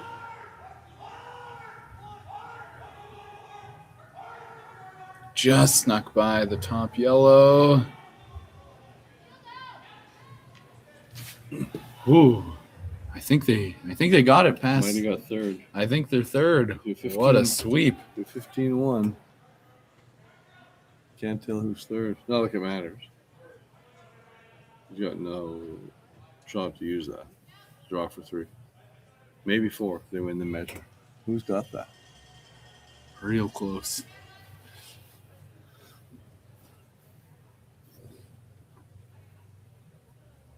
This is a wild game. Yep. You're commentating the women's, right? Yeah. Yeah. Did you hear Selena call Zoe out on dumping when she Nope. was clearly not dumping? Is that from the first end? Yeah. There was she some was like- Facebook Messenger chatter about Yeah, that. they were like, you can't. She's like, you can't. She's like, you can knife. She's like, don't throw shit in the middle of the rock. I'm like, Oh no. I hate to say it, but her knife was very legal. Yep. Very legal. All right, Kevin Cooey just drawing one in, no problem. 3 for sure. I'd say measure for 4, but I think it's 3. Yeah, I agree with you there. If it's 3, that's one heck of a sweep. Gave it their all for a millimeter. Yes. Ethan's not a big man, but every ounce he was into the sweep. Sweet. That is close. That's a good zoom in from our production crew. Looks yellow to me. Yes, thank you, Connor. My eyes aren't what they used to be.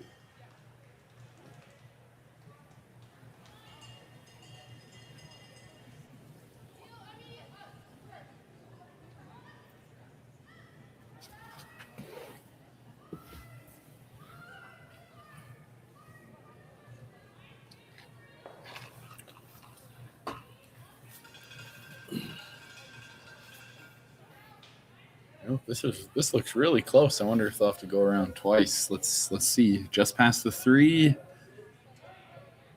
And it is yellow. Good job, Ethan. Wow. Saved your team a point. Yep. That is a crucial sweep, keeping Cooey to 3 in the 5th end. Cooey leads 6-4 heading into the 5th end break. We'll be right back for a little mid-game recap. Curling Alberta's 50-50 supports grassroots curling with a jackpot of at least $50,000. I know! Brace yourself. Join us aged 18 plus and nurturing...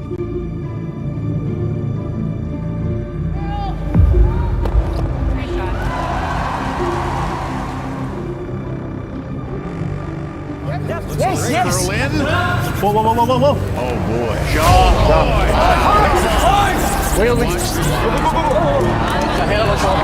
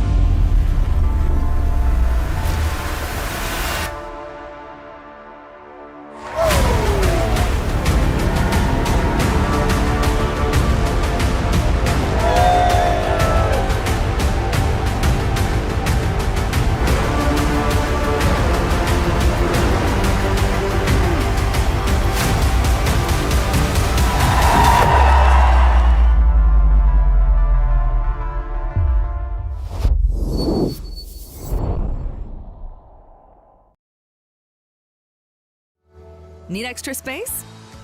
We rocket storage. Try 4 weeks free at a location near you. Sentinel Storage. Buy Canadian, store Canadian.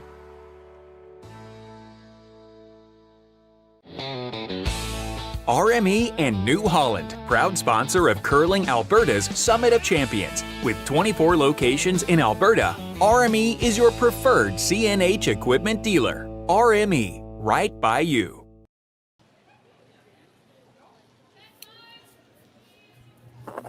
All right, we are in the 5th end break, so we're going to look at some of the other games. We have Tau versus Van Amsterdam. They're kind of blocking the view, but it's 2-1. Let me see who has the lead. It is Team Tau has the 2 points. Yeah, there it is. Team Tau yellow, 2-1. Very conservative game. I'm glad we're commentating this one. This was all kinds of fun. Yep. Field goals everywhere you look. But I suppose 2-1 is okay, too. So you want to win the game. That's the ultimate goal. And over here we have Sturmey Grey-Withers in a 3-3 tie. Grey-Withers with the hammer. Sturmey coming out of the B event on the women's side. Grey-Withers coming out of the A. And again, a slight block of the view. Just looking here. De Schiffert is up 4-1, I believe. Schiffer throwing the Red Rocks. Both of these teams came out of the C event. Oh, it's 4-2 now. So they just finished the sixth end. So Schiffer looking pretty solid. And those are the score updates. Here is the time. Holy smokes, that's really low on time for both teams. You should have at least 19 minutes. 19 is the halfway point. Both teams only have one timeout in the game. They're going to need to pick up the pace a bit. And we'll see what they can do. Barely 3 minutes per end left, so which is tight. Yeah. You can do it, but it's tight. You'll see the front ends be in the hack, ready to throw, using up 3 or 4 seconds per rock because the skips know what they've won for the first couple or 3 shots. So there won't be too many more long discussions. Absolutely. All right, we'll be right back after this next set of commercials. This needs to be the fastest last-minute pregame snack run ever seen. That's right. The fans of great taste are going wild. Can he make it? Yes! He's done it! Original 16. You can celebrate every win.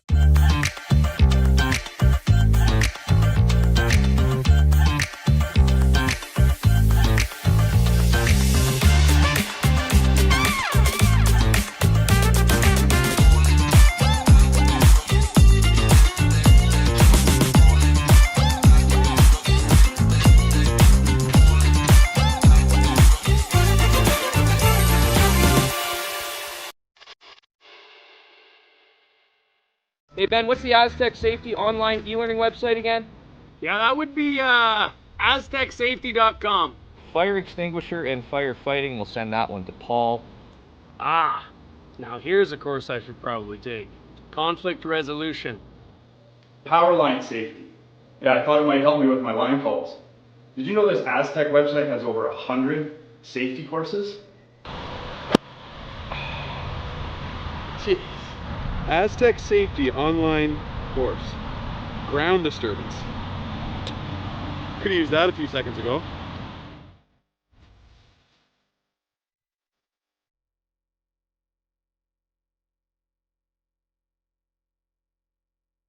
For over 20 years, the Sandra Schmirler Foundation has granted more than $9 million to hospitals across Canada for life-saving equipment for premature and critically ill babies.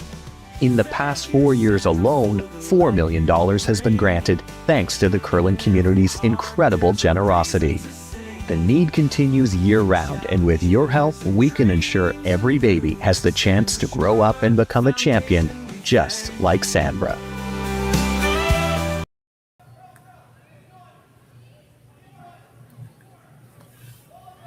All right, welcome back. Gray Withers sitting 2 over there. As we pan in on here, pretty good start for Team Parent in this end. Ethan Drysdale once again doing a nice job setting up the end. Bit of a pocket for Team Cooey though, hey? Yeah, they would have wanted those rocks to be lined up like top 4 and frozen, or top 4, top 8, something like that. Pockets are so dangerous. A lot of ways they're more dangerous than guards. The guards are just going to run them back. Someone gets a good rock into the pocket, it's a 2-shot play to get rid of it. So Kevin's going to beat him into the pocket and let him kind of build from there. Yeah, and that's how we lost our game this morning. A dreaded pocket. Beware, young curlers watching. Yes. That's a pretty good spot. Takes away the pocket. Yeah, for now. Hit this just a sliver low and stay on top. But he probably runs the corner guard anyway. Then we'll see what happens.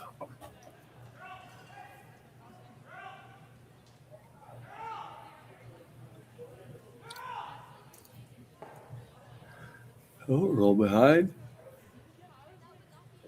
Interesting. Sitting 2-3. Pretty good. Chance for Aaron to make the triple and roll in. Yeah, it's the bad news. It's pretty queued up for a corner triple. Yeah, it's just wrong. This was at the third end or something. Hit it just wrong and nutted it in there.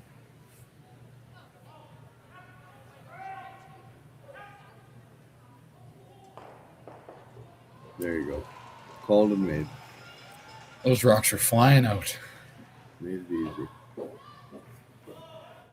All right. Oh, some rocks in play. Yeah, what do you do here if you're team parent? You throw a corner guard in between those reds? Yeah, I think that's a great call. I put it about a foot or two short in between the two reds. So it's hard to kill with either turn. Yeah. Risk of a jam either way. And you get something to work with.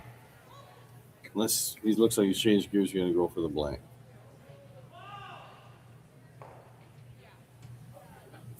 Sneaky if it sticks. Pretty good. Jim was happy to hit here, burn up the clock a little bit, and protect some time on the clock, and just try and sit 2 or 3 all in and get his force.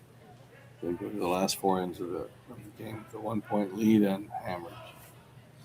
I wonder if that's a factor in team parents' decision to hit there. As you saw in the break, both teams about 15 minutes left. That's a little tight. Gets the blood flowing a bit more, get you amped up for the second half, which could be good or bad, I suppose. Depends how you do under that pressure.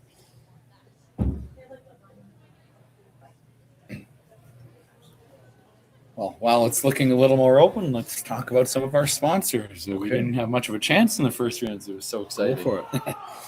So our title one of our title sponsors is RME. That stands for Rocky Mountain Equipment. They are one of Canada's largest independent dealers of agriculture and construction equipment, with dozens of locations across Alberta, Saskatchewan, and Manitoba. RME supplies farmers and contractors with new and used machinery, parts, financing, and after-sales support. The company is a major dealer for brands like New Holland and provides key local service and expertise to rural communities across the prairies. And New Holland is also one of the title sponsors. New Holland Agriculture is a globally recognized agricultural machinery brand with roots dating back to 1895. Today, as part of CNH Industrial, New Holland designs and manufactures a full line of equipment, from tractors and combine harvesters to haying, seeding, and forage tools, serving farmers in more than 170 countries. The brand is known for blending innovation, efficiency, and sustainability to help producers operate more productively and profitably, with a focus on technology, connectivity, and environmentally conscious solutions. So thank you to RME, Rocky Mountain Equipment, and New Holland for your support of this event, the 2026 RME New Holland Alberta Summit of Champions, presented by Best Western Hotel and Resorts and Sentinel Storage. Wow, you had that all memorized, did you? Oh, I wish. My brain's still mushy from the curling games this week. It's a lot of thinking out there on the ice. Painful.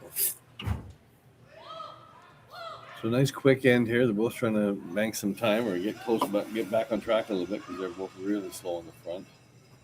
23 minutes for the first half and only 15 for the second half. So Ryan's hoping for a quiet way hit and roll or maybe a soft double, trying to get a blank out of this.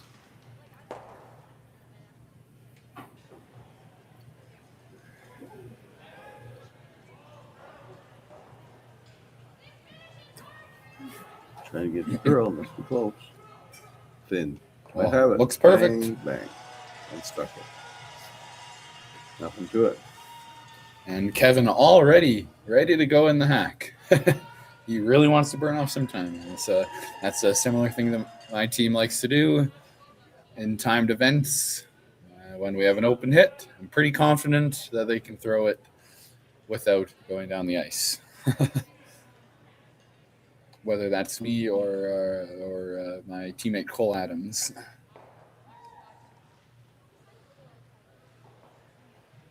And same thing, Ryan Parent confident that he doesn't need to visualize the blank as he makes his way down the ice. He knows what he needs to do. I'd be curious to see the time clocks at the beginning of next end. Just see how fast they played this end. That might have been a 1 or 2 minute end. Oh, got to get it out. And then knows the blanket. Oh. Maybe it did need division. Yeah, maybe. It does help. But would it be worth the extra time? We'll never find out. All right, we'll be right back after this. Hey, Mark, you ready for this game tonight? Yeah, I'm excited, man. Cupsy, what are you doing over there? Don't worry, boys. Was just on AztecSafety.com, took a fire extinguisher safety course. Paul, I'm putting out the fires from now on. Woo!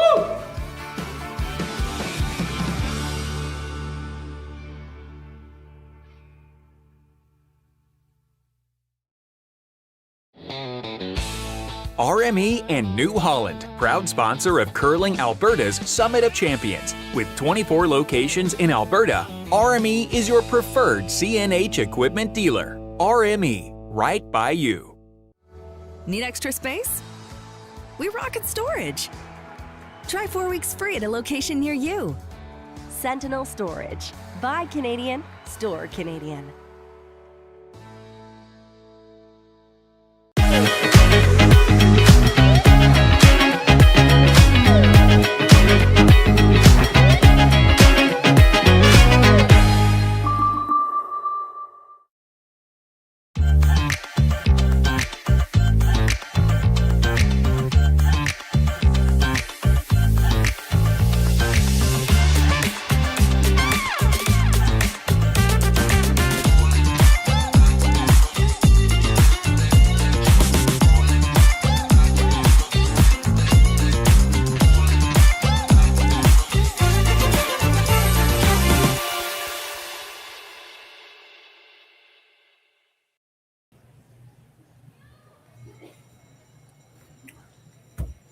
Oh, he is right on it. Nice work, Connor. All right, that was a very quick end. Both teams played it in under 2 minutes. Very impressive for a full end of curling. But was it worth the cost, the potential cost of a nose blank attempt? I think, well, you want to have some time left for the last end. So I'd say it's like Ethan is short, but overcurled the center line a bit. Yeah. So they can play the tick shot or a little tap and roll. Yeah, it's so crucial these days to have it on the center line. Well, Ryan will be pretty disappointed after all the precision hits he's made this game and all week to miss a basic blanket attempt where you have a spot about 8 inches wide to hit. Yeah, it's a... I was giving up hammer. So you might get 2 more if you're lucky. If you can get a force here, you can get a hammer at 8 and 10, maybe. He needs force, deuce, force, deuce. So he has to play 4 perfect ends. Yeah.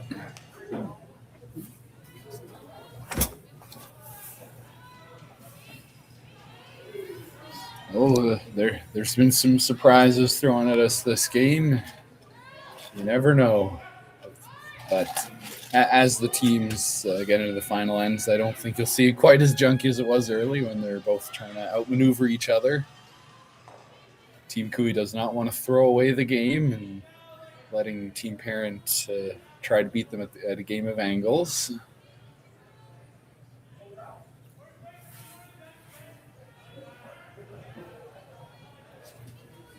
Yeah, the team's not loving the all-out, go-for-it draw shot yet. Yeah. They can get a couple ways to get a force here. Make a good roll, you might get a force. But they don't want to give up 3 and blow out the game either. Yeah. Yeah, force is huge here in the odd end. You really got to go all out for the force later on in the end if you have the opportunity. A blank puts you in a really tough spot. Not as tough as a 3. Yep, yeah, that's true.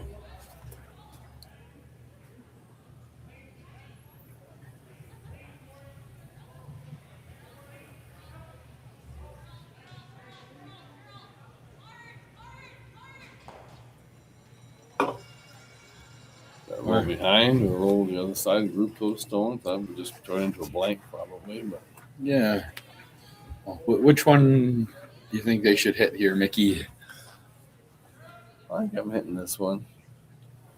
A couple of chances to roll good or roll grouped. Yep.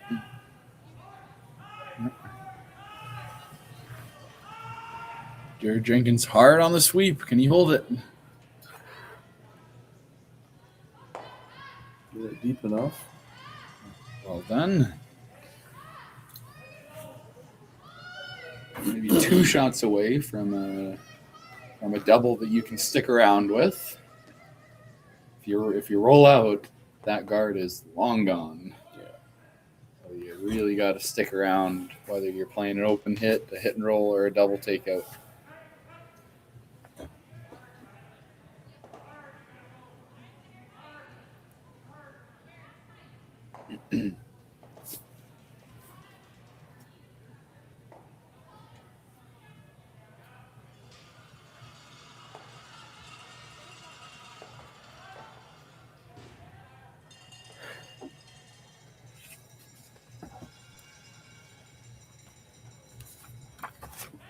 Jared with his first will play the hit and hopefully roll in front and make it a little bit awkward to get rid of this one. Oh, so Kui kills everything. You can go back and use that point or that center guard. It's a biter. Kevin hit it to keep the blank alive. Blank or deuce. Kevin's happy with both of those outcomes. Yep.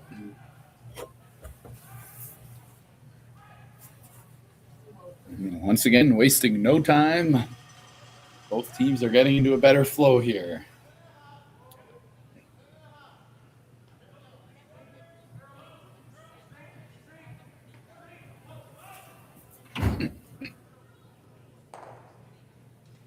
What a shot.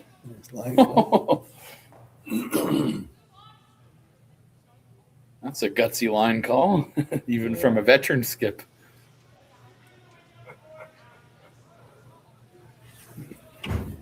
And hit and roll behind that now, or half behind? I guess so.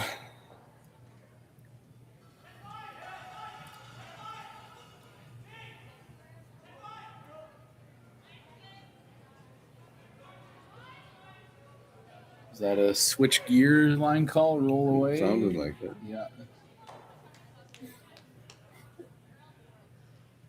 Notice here there's an easy, a makeable double. And maybe even a roll behind the guard.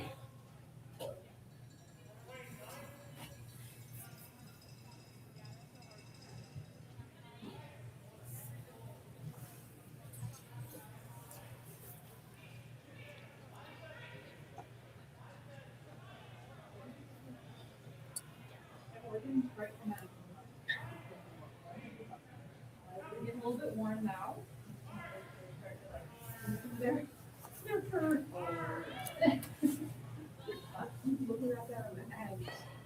Oh, that's a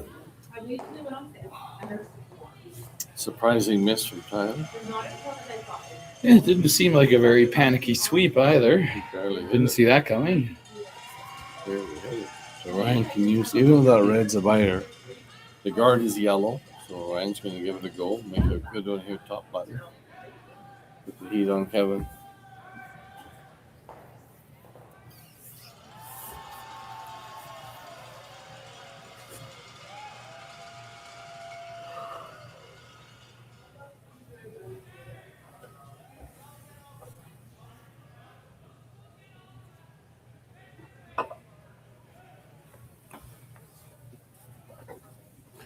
Well, I think this is a good chance to mention another sponsor.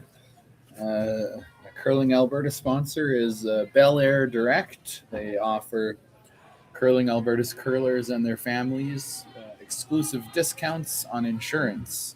With increasing living costs, Bel Air Direct understands the importance of providing something. It is blank after that.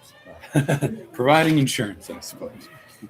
Members at Curling Alberta clubs are eligible to receive a group discount on their car, home, condo, and tenants insurance on top of any other discounts, savings, and benefits customers are already eligible for at Bel Air Direct. Bel Air Direct gives back to our curling community. When a residential or auto insurance policy is purchased, Bel Air Direct will donate part of the premium collected to Curling Alberta, which in turn supports local curling clubs and events. Perfect. And what a great come around by Ryan Parent there. Absolutely perfect. Top button out of sight. Then we'll try and make this double, and we'll leave a guard in play, but at least it'll be red.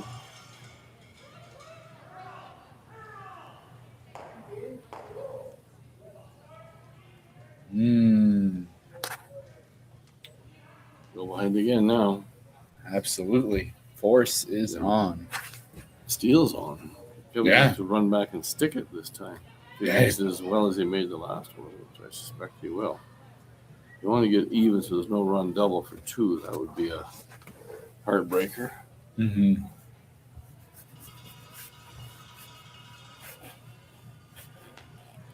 Try to get right to the RME logo.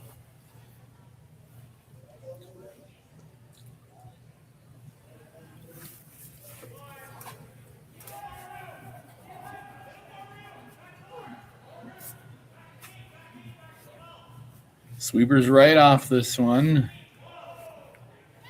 Looks a little more than last. You don't want to go back for either. Leave Kevin. Oh, yeah, that would be.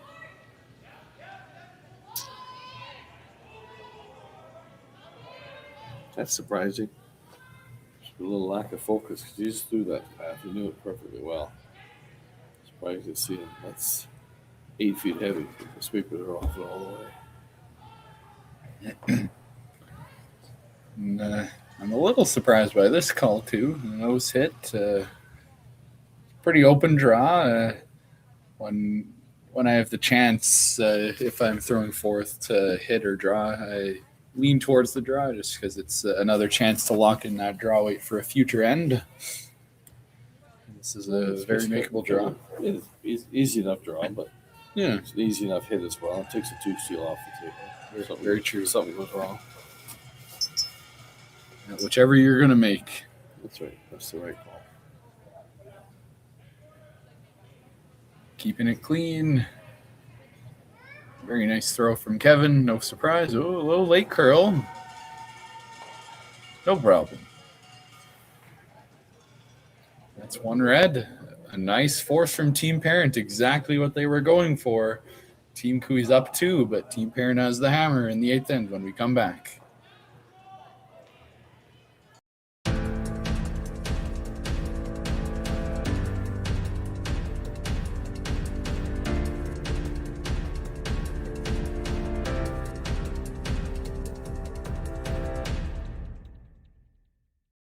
Curling Alberta's 50-50 supports grassroots curling with a jackpot of at least $50,000. I know! Brace yourself. Join us aged 18 plus in nurturing these future curling stars. Support grassroots curling with Curling Alberta.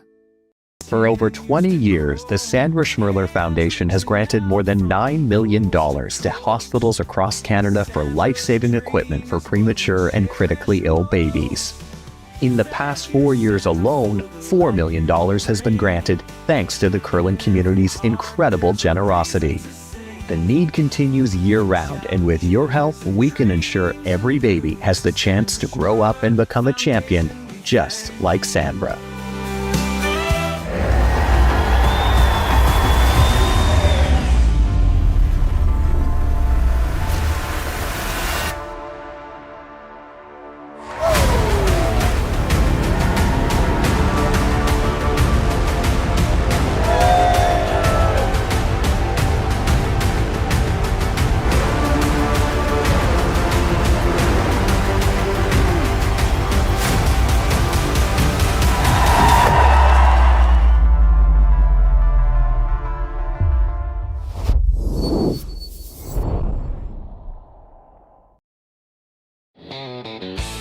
RME and New Holland, proud sponsor of Curling Alberta's Summit of Champions. With 24 locations in Alberta, RME is your preferred CNH equipment dealer. RME, right by you. Need extra space? We rocket storage. Try 4 weeks free at a location near you. Sentinel Storage. Buy Canadian, store Canadian.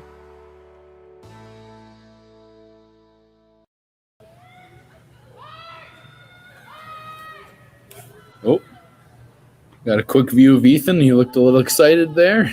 Or maybe he was just standing up. All right, we are in the 8th end.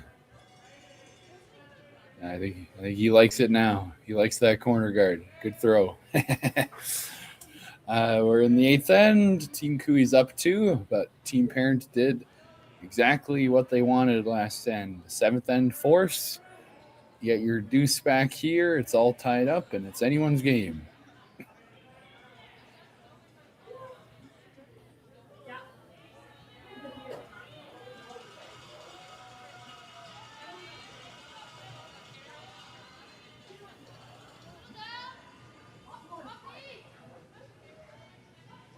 Aaron Sluchinski trying to guide it to the center line. I don't think they quite got it there. I've seen a lot of those just off the line today. But Team Parents, they're not worried about that yet. They're just going around the corner guard. It's a good play to default to. Have your lead throw the same path twice and just adjust based off the corner guard weight.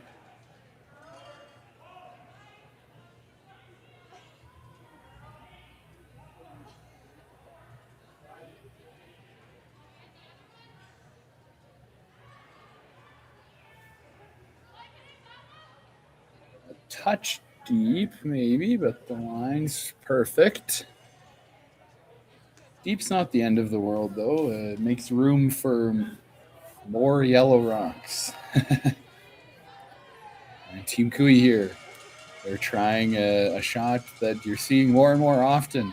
Chipping the corner guard. If he's a little wide, there's enough curl that he should be able to hit the back one out. You got to be careful. It's a chip for a reason. You cannot remove this yellow corner guard from play or it will be returned because of the 5-rock free guard zone. Threw a lot of weight at that. Is he going to get the back one out? Yes. Yeah, our team was also doing that a few times this week. It was working well for us. Yeah, it worked great. Our second Derek. That was a lot of weight. That was hack weight. Yeah, that was about back 8, back 12. Yeah. Lots of good results. Same here. It's tough with that much weight. You got to hit a very small piece of that guard. But they got the back one. And the 3 is now unlikely because of that great shot.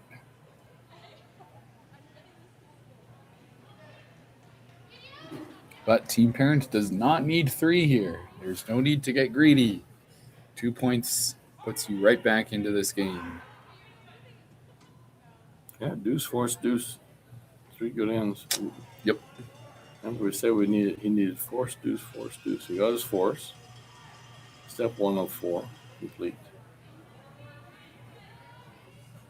Yeah, we got to take it one end at a time, one shot at a time. That's right.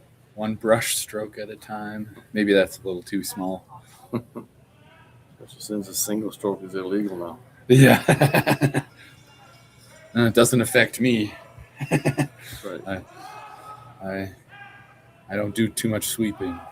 But I am playing mixed doubles next weekend, so I'm sure I will be doing a bit more sweeping there. Nice touch shot by Aaron. He's really good at those touch shots.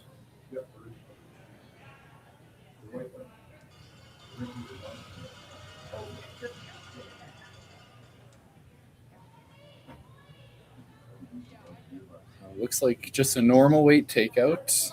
That seems like a good amount of weight. You really want to keep your yellow rock around. Absolutely.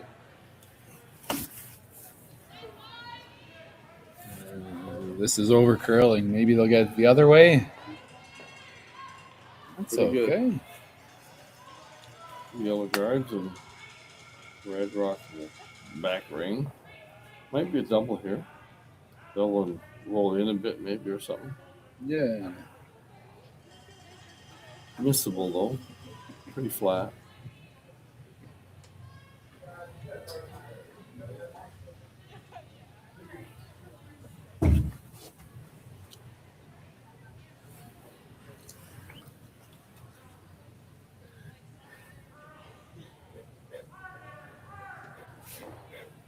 Oh, just underneath. Oh, did he touch it? Oh. Nope, just a shadow. Flat. Oh, great try.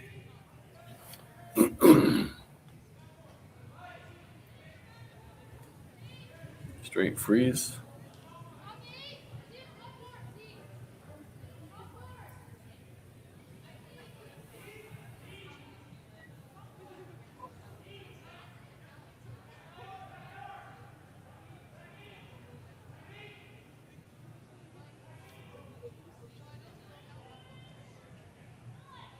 Oh, this is coming in with a lot of heat. This is bouncing right off. If it touches it. Yeah. Oh dear.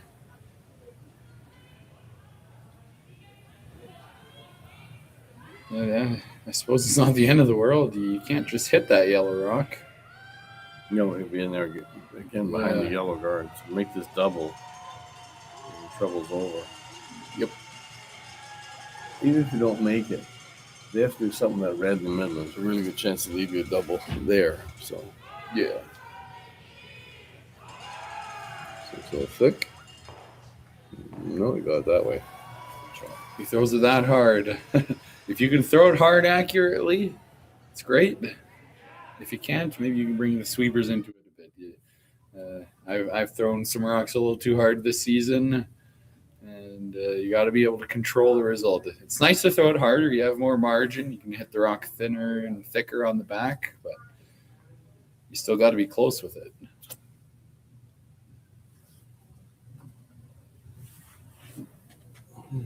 All right, so team parent change gears here and go for the blank. Well, it's early enough to play one freeze. Yeah. You get lucky. With these rocks, it's going to be tough. These are quite new rocks, recently purchased by Curling Alberta. They were used for the mixed doubles Canadian Olympic trials just a couple of months back. And now they're being used for this event. I think they might have been used in the past too, but they flipped the rock over, which you can do. They just put the handle on the bottom of the rock so they can use the other half of the surface. Doubles the life of a rock, so it's fine by me.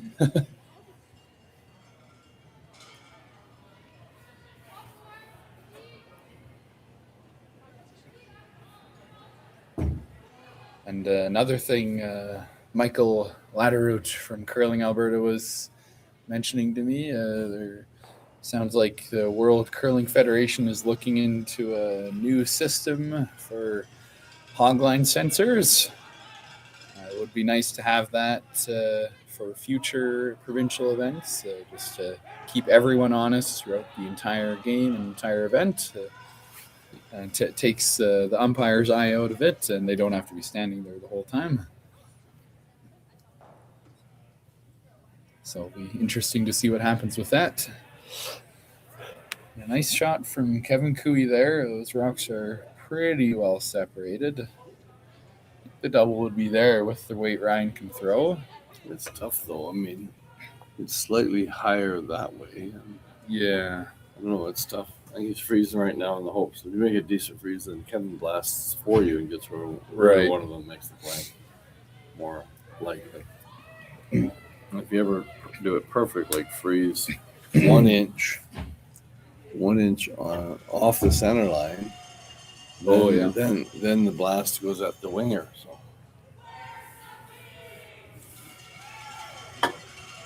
well, let's see what they got here. You can only throw shots like this so close. It's up to the line caller and the sweepers to make it perfect. Any precision draw has to have sweepers involved, otherwise it's half luck. Yep.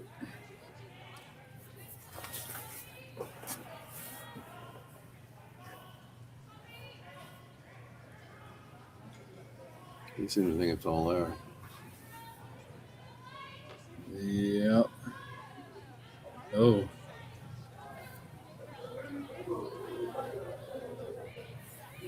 So it's a little heavy last end, slipped to the back 8. And just a little more there. I know that the ice has been holding up very well throughout the week. Oftentimes at curling clubs, you'll see the ice start to break down, and then you have to throw it harder towards the end of the game.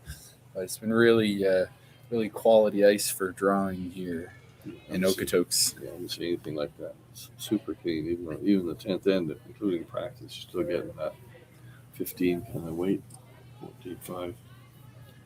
So curious to see what this is. Yeah.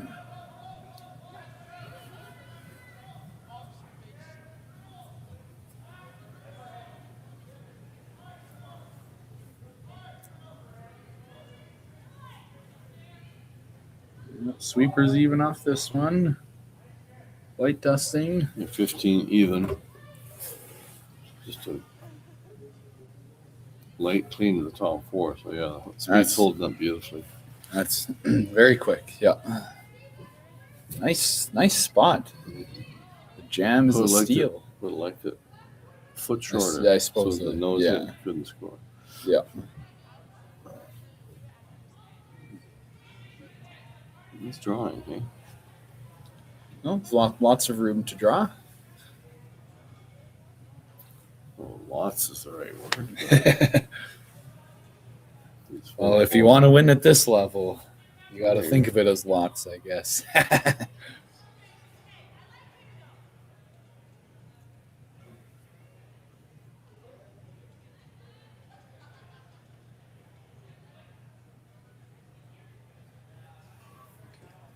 Yeah, if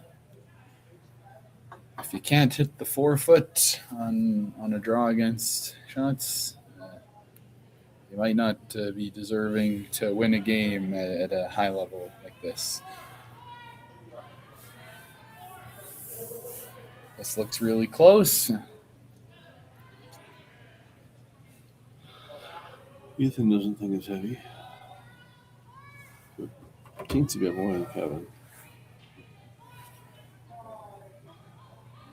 Ooh, it's got to settle in. Oh. Still 1.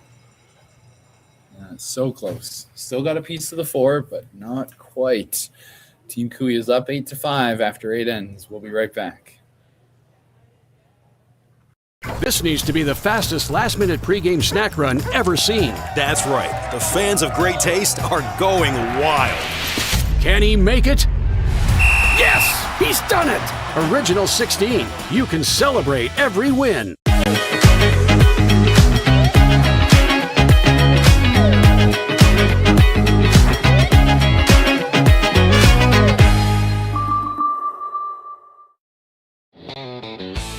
RME and New Holland, proud sponsor of Curling Alberta's Summit of Champions. With 24 locations in Alberta, RME is your preferred CNH equipment dealer. RME, right by you. Need extra space? We rocket storage. Try 4 weeks free at a location near you. Sentinel Storage. Buy Canadian, store Canadian. Developed over a decade in collaboration with the finest ice makers this side of the Atlantic, the Pebblehead PB5 is nothing short of a triumph of sophistication and craftsmanship. Weighing less than half its lumbering copper predecessors, yet boasting 10-fold their durability, the PB5 delivers perfect, consistent ice, time after time. The PB5 by Pebbleheads.com, the apex of ice-making ingenuity for the roaring game of curling. And we're back for some 9th end action. A tough end for Team Parent. They were hoping for a deuce, or maybe even a blank, but not quite getting the outcome they hoped for. Just slipping half a rock deep on the draw. Sweepers gave it a light dusting in the shot, but have you on both? Have you on this first one? That's what it cost. Yeah, for sure. If that was somewhere at the top of the ring, Kevin's going to do something. Yeah, have an easier shot on the last. But they're still in it. Make lots of great shots. You should get at least 2 points here.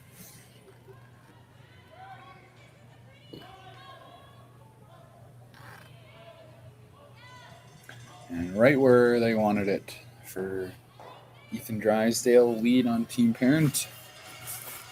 It's a nice depth on the swingy ice right now. Yeah. RME New Holland logo. It's right depth. See if Clark can get this top ring, and it's not a lot of ice. I took almost in the forefoot there. Must be trying to choke off where he anticipates the other guard to be. Interesting. It's not an accident. No, Clark did not miss that shot by 3 rocks on the line. That's where they wanted it. So now Ryan will stack the corners, so they're both of the in turn. Because the out turn's kind of choked off before that rock stop.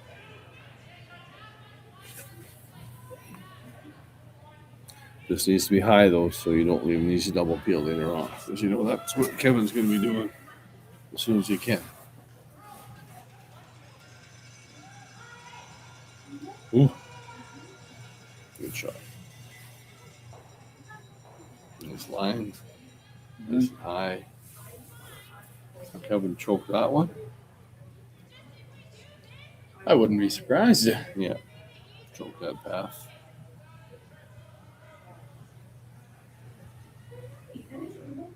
Or not risk it. Problem with choking that path is if your player ever goes deep back to the tee line, then they're frozen and buried behind the 2 yellows. So it's all right. It's a great shot to make, but there's nowhere to miss it. Kevin might be thinking this top 12 rock is a little high. Could, in theory, be used by Team Parent to come around. And if he makes this little tap, so even if they do come around that yellow, that double corner, it'll only be third shot. Yeah. At best. So he just needs to wait.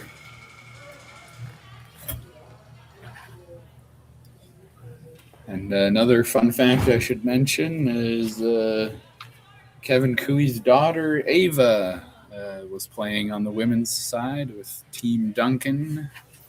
It's the University of Calgary Dinos team, I believe. That's right.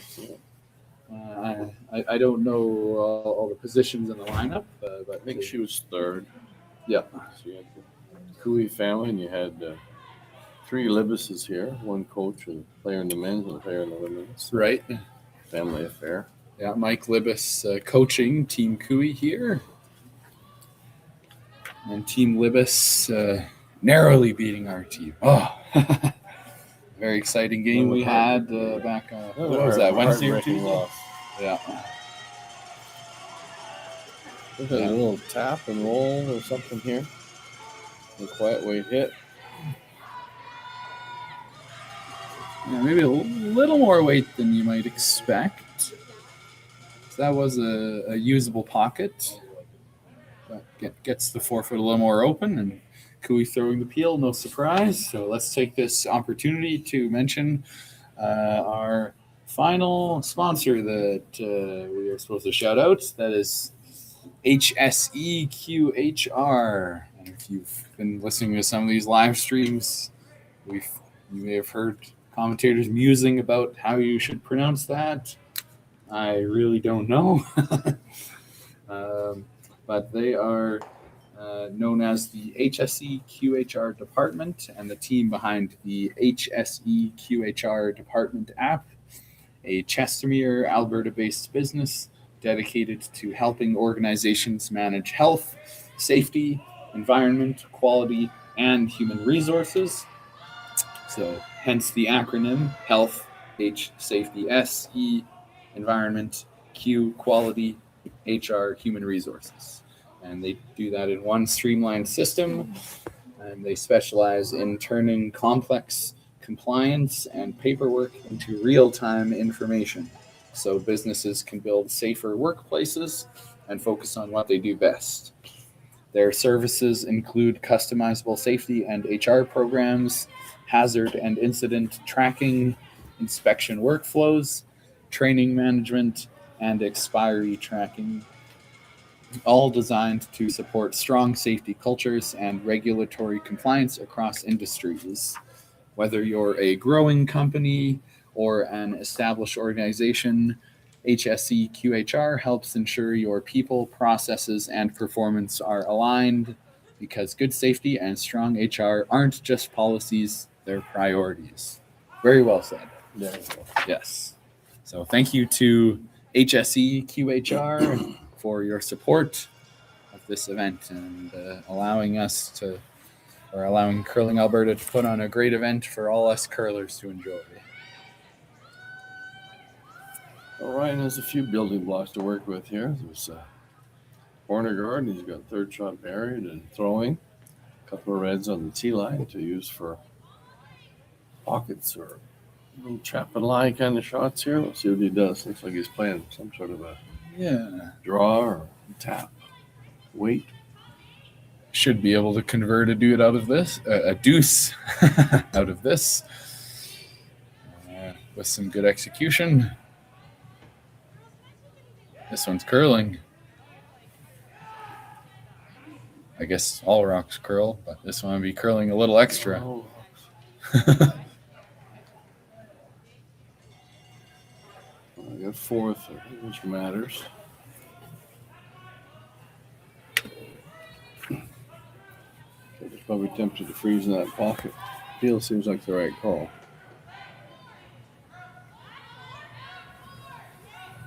Yeah, first half of the game, I think he'd be going right up for that freeze. We saw lots of aggressive play from both teams, even when Cooey was up 3, junking it right up.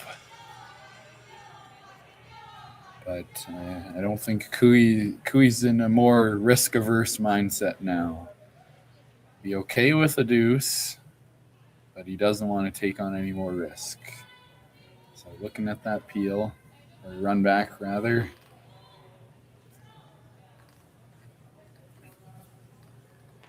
While they're thinking, another thing you should mention, Curling Alberta's online 50-50. Daily draws are happening from January 5th to January 11th, so you still have today and tomorrow. Draws are open daily at 8 a.m. and close at 10 p.m. And that, I believe, would be Mountain Time. Purchasing 50-50 tickets online or in venue helps the Okotoks Curling Club and Curling Alberta, who invests in grassroots curling across the province. Buy now for your chance to win big while supporting grassroots curling across the province. And I will take a look at what the current jackpot is in a second here.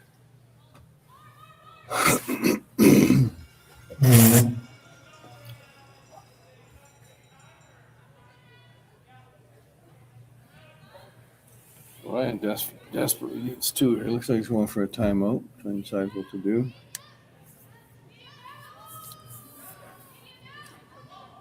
And that's another reason to keep up the pace, so you can use your timeouts to bring the coach out and discuss strategy instead of using it as last resort time.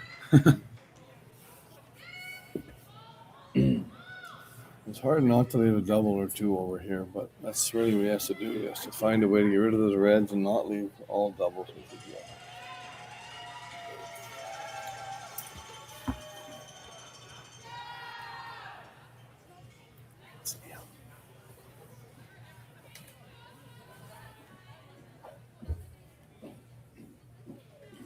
And I just pulled up the 50-50 page. The jackpot is $4,775. Wow. Jackpot being the full amount, so the winner takes half, $2,387. We have 1 hour left.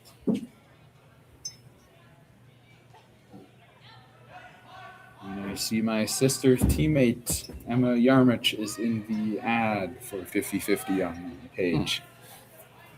My sister is on Team Richards. They had a decent run and a frustrating finish, much like our team, but still a good run. Very proud. Good. All right, what are they looking at here? It's going to be tough to avoid a yellow double over there. But yeah, that doubles. You could just assume that one's gone. Yeah. So where do you put this one?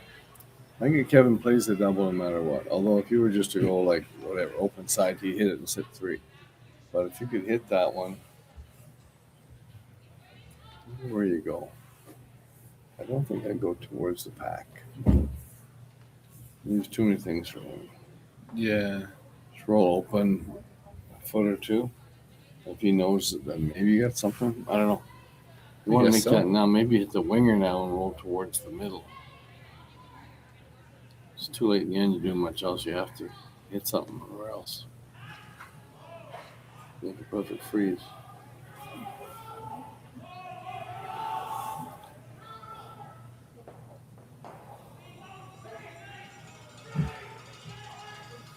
Quiet. Did you lose this? Are they going for the other one? Oh, wow. Just lose it. Oh, trying to line it up for the jam, but they left another double. Maybe a triple even. Yeah. I don't think there's a hole there. Doubling around the horn a little bit. Yeah. Touch that one. Sit 3. Sit 4. Yeah, I think you sit 4. You just have to move it 2 inches. Yeah, it doesn't even matter. Yeah, not that you need to. But it's more fun. But you're going to hit it. But just stick that double super thin. Yeah.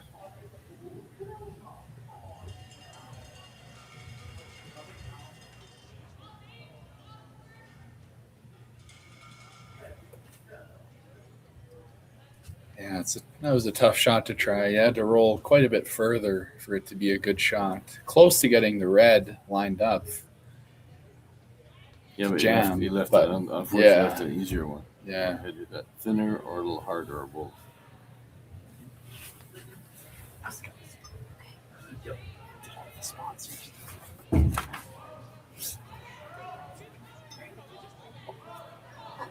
think I'm okay. There you go. There it is. Got the 4. What a great shot from Kevin Cooey. You freeze this winger and hope you set up a deuce or else hit and roll over there.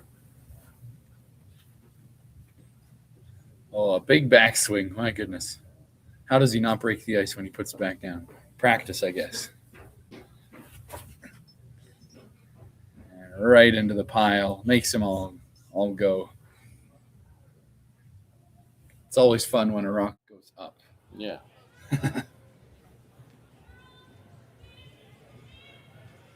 Are we going to see a classic Ryan Parent triple takeout? Maybe. 3/4. Freeze would be good if you get the right angle. Freeze to the winger. That's what else you do here. Could freeze to the top 4 rock. So precise to line it up. We do the blast time. Yeah. Freeze over here. He doesn't really have a run. His run is slightly choked off with that yellow. Yeah. So you freeze down there, and Kevin sits 2 somewhere. You're hoping to leave you a double. If he guards, you've got that in off. Flattish double there. So.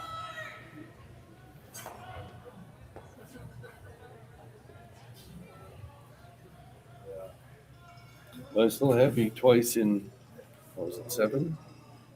8? 7. 8 he was heavy twice. Yeah, so it needs to be. Need to lock that weight in here. Give him 5 feet less because the sweeper's something to work with. I think he's going to be close on this, so I'll make that adjustment.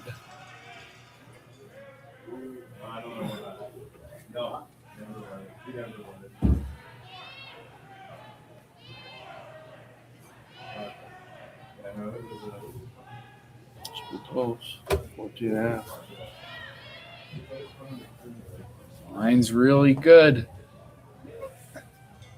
Oh, precision shot. The perfect weight and the perfect line. It doesn't look that fancy, but what a fantastic shot that is. Well placed. Now, Kevin, you can see just enough that to clip it out. Oh, I don't know. Even with these rocks, that's pretty tough.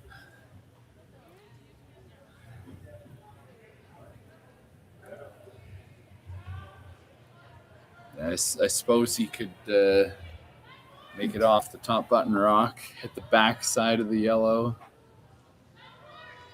Yeah. Or do you just try to sit too? If you put it beside the yellow, top tee line, edge 4, line it up so there's no double, that'd be a really good shot. I think he wants to throw something hard. Yeah.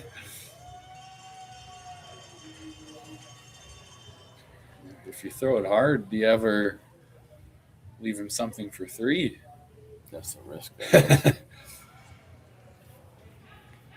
Nah.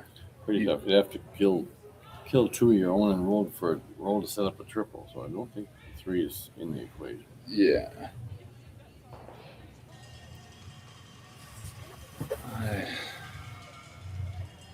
I don't know. I'm going to say it's possible to squeak by the top 12 yellow to pick that 8-foot yellow up, but it's so tough. I don't know if it's worth playing. Just put a rock somewhere in the 4-foot and make Ryan make the double for 2. Make him earn it.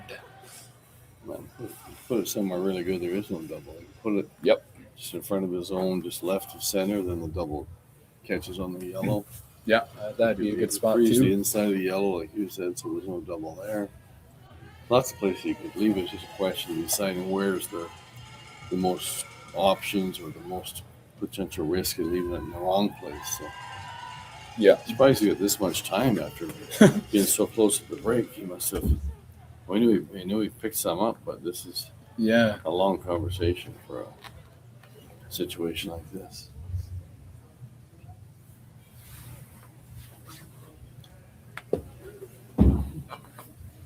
Yeah, Team Cooey still with 1 timeout. So I don't think they're too worried yet. Both teams, they knew the time situation during the 5th end break. They knew they had to ramp it up a bit, and they've done just that. Now in a relatively comfortable position, though Team Cooey has squandered a minute or 2 on this discussion. He thinks he can nose this and shave that yellow one out. All right.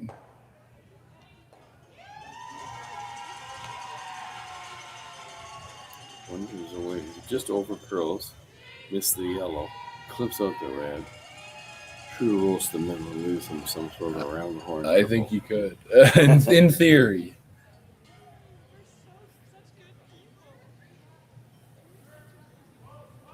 Might have slid a bit wide there. You got away from center line pretty quick. It was close. Just like what a shot. Around the horn quad. Oh, you know Ryan's going to be looking at it. It's close. With these rocks, it's close. One doesn't help. You're down 2 coming home without hammer. Yeah. If it's there, go for it. You're going to... The triple on the 3 above the tee line, absolutely there. The question is, where does the other one go? And remember, you don't have to get it out of the house. You just got to get it to past the top 12 yellow. It's not quite full 12. As a plan. Let's see, how much you just want to clip that rock top button. So what are you hitting? A thin half? Less thick third? You have to hit thin enough to third. Kill the back. Yeah. So you have to have it thin enough to make this double, the other double on that wide on the left. So yeah, that's like 2 inches to make that one across the top. If you make it low, you don't kill these other ones. Yeah. I think you want to hit about 1.5 inches of the top. Now, one more question. Do you ever play this with the out turn to get the first rock, top 4 that you hit, going a little straighter back? No, I don't think so. I'm not sure it matters, but I think he wants it thin across the top of the one on the left. Yep. Oh, he is going the out turn. Is he going to one up himself after 3 triples and make a quad. Yep.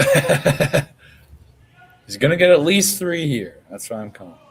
At least 3. Alex wide.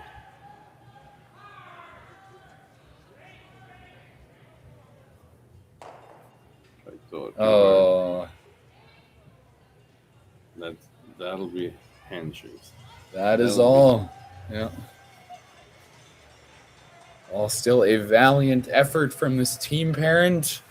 Got the lead after 4 ends, but Team Kui played well and grinded their way through the last few ends. And an 11-5 final we have here in the 1 versus 2 game. This is Ryan Jakes, joined by Mickey Pendergast, our team coach. We're very lucky to have with us. And yeah, thank you all for joining us. Any last thoughts on the game, Mickey?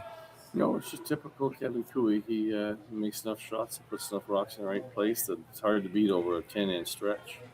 That puts him in the final for the Alberta Provincials. Go to the Brier, and it'll be the winner of how's that game going? It's going to be what? Let's take a quick look. See who you might play tomorrow. It was a close game early. Yeah, very, very low-scoring game, but like, whatever it takes to win, right? Tao took 2 and stole 1. Tao's up a couple. Oh, wow. Yeah, that's what I'm seeing as well. As we scan over to the house here. The loser of that game will be going home. Yeah. The winner will be playing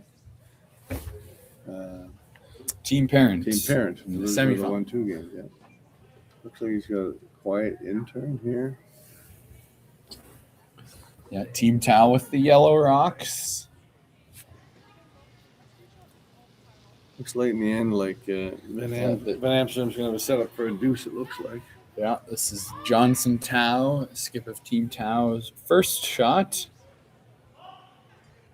That top 8 red is lost behind the yellow guard. And we will send you over to that stream where you can have a better overhead view of the game.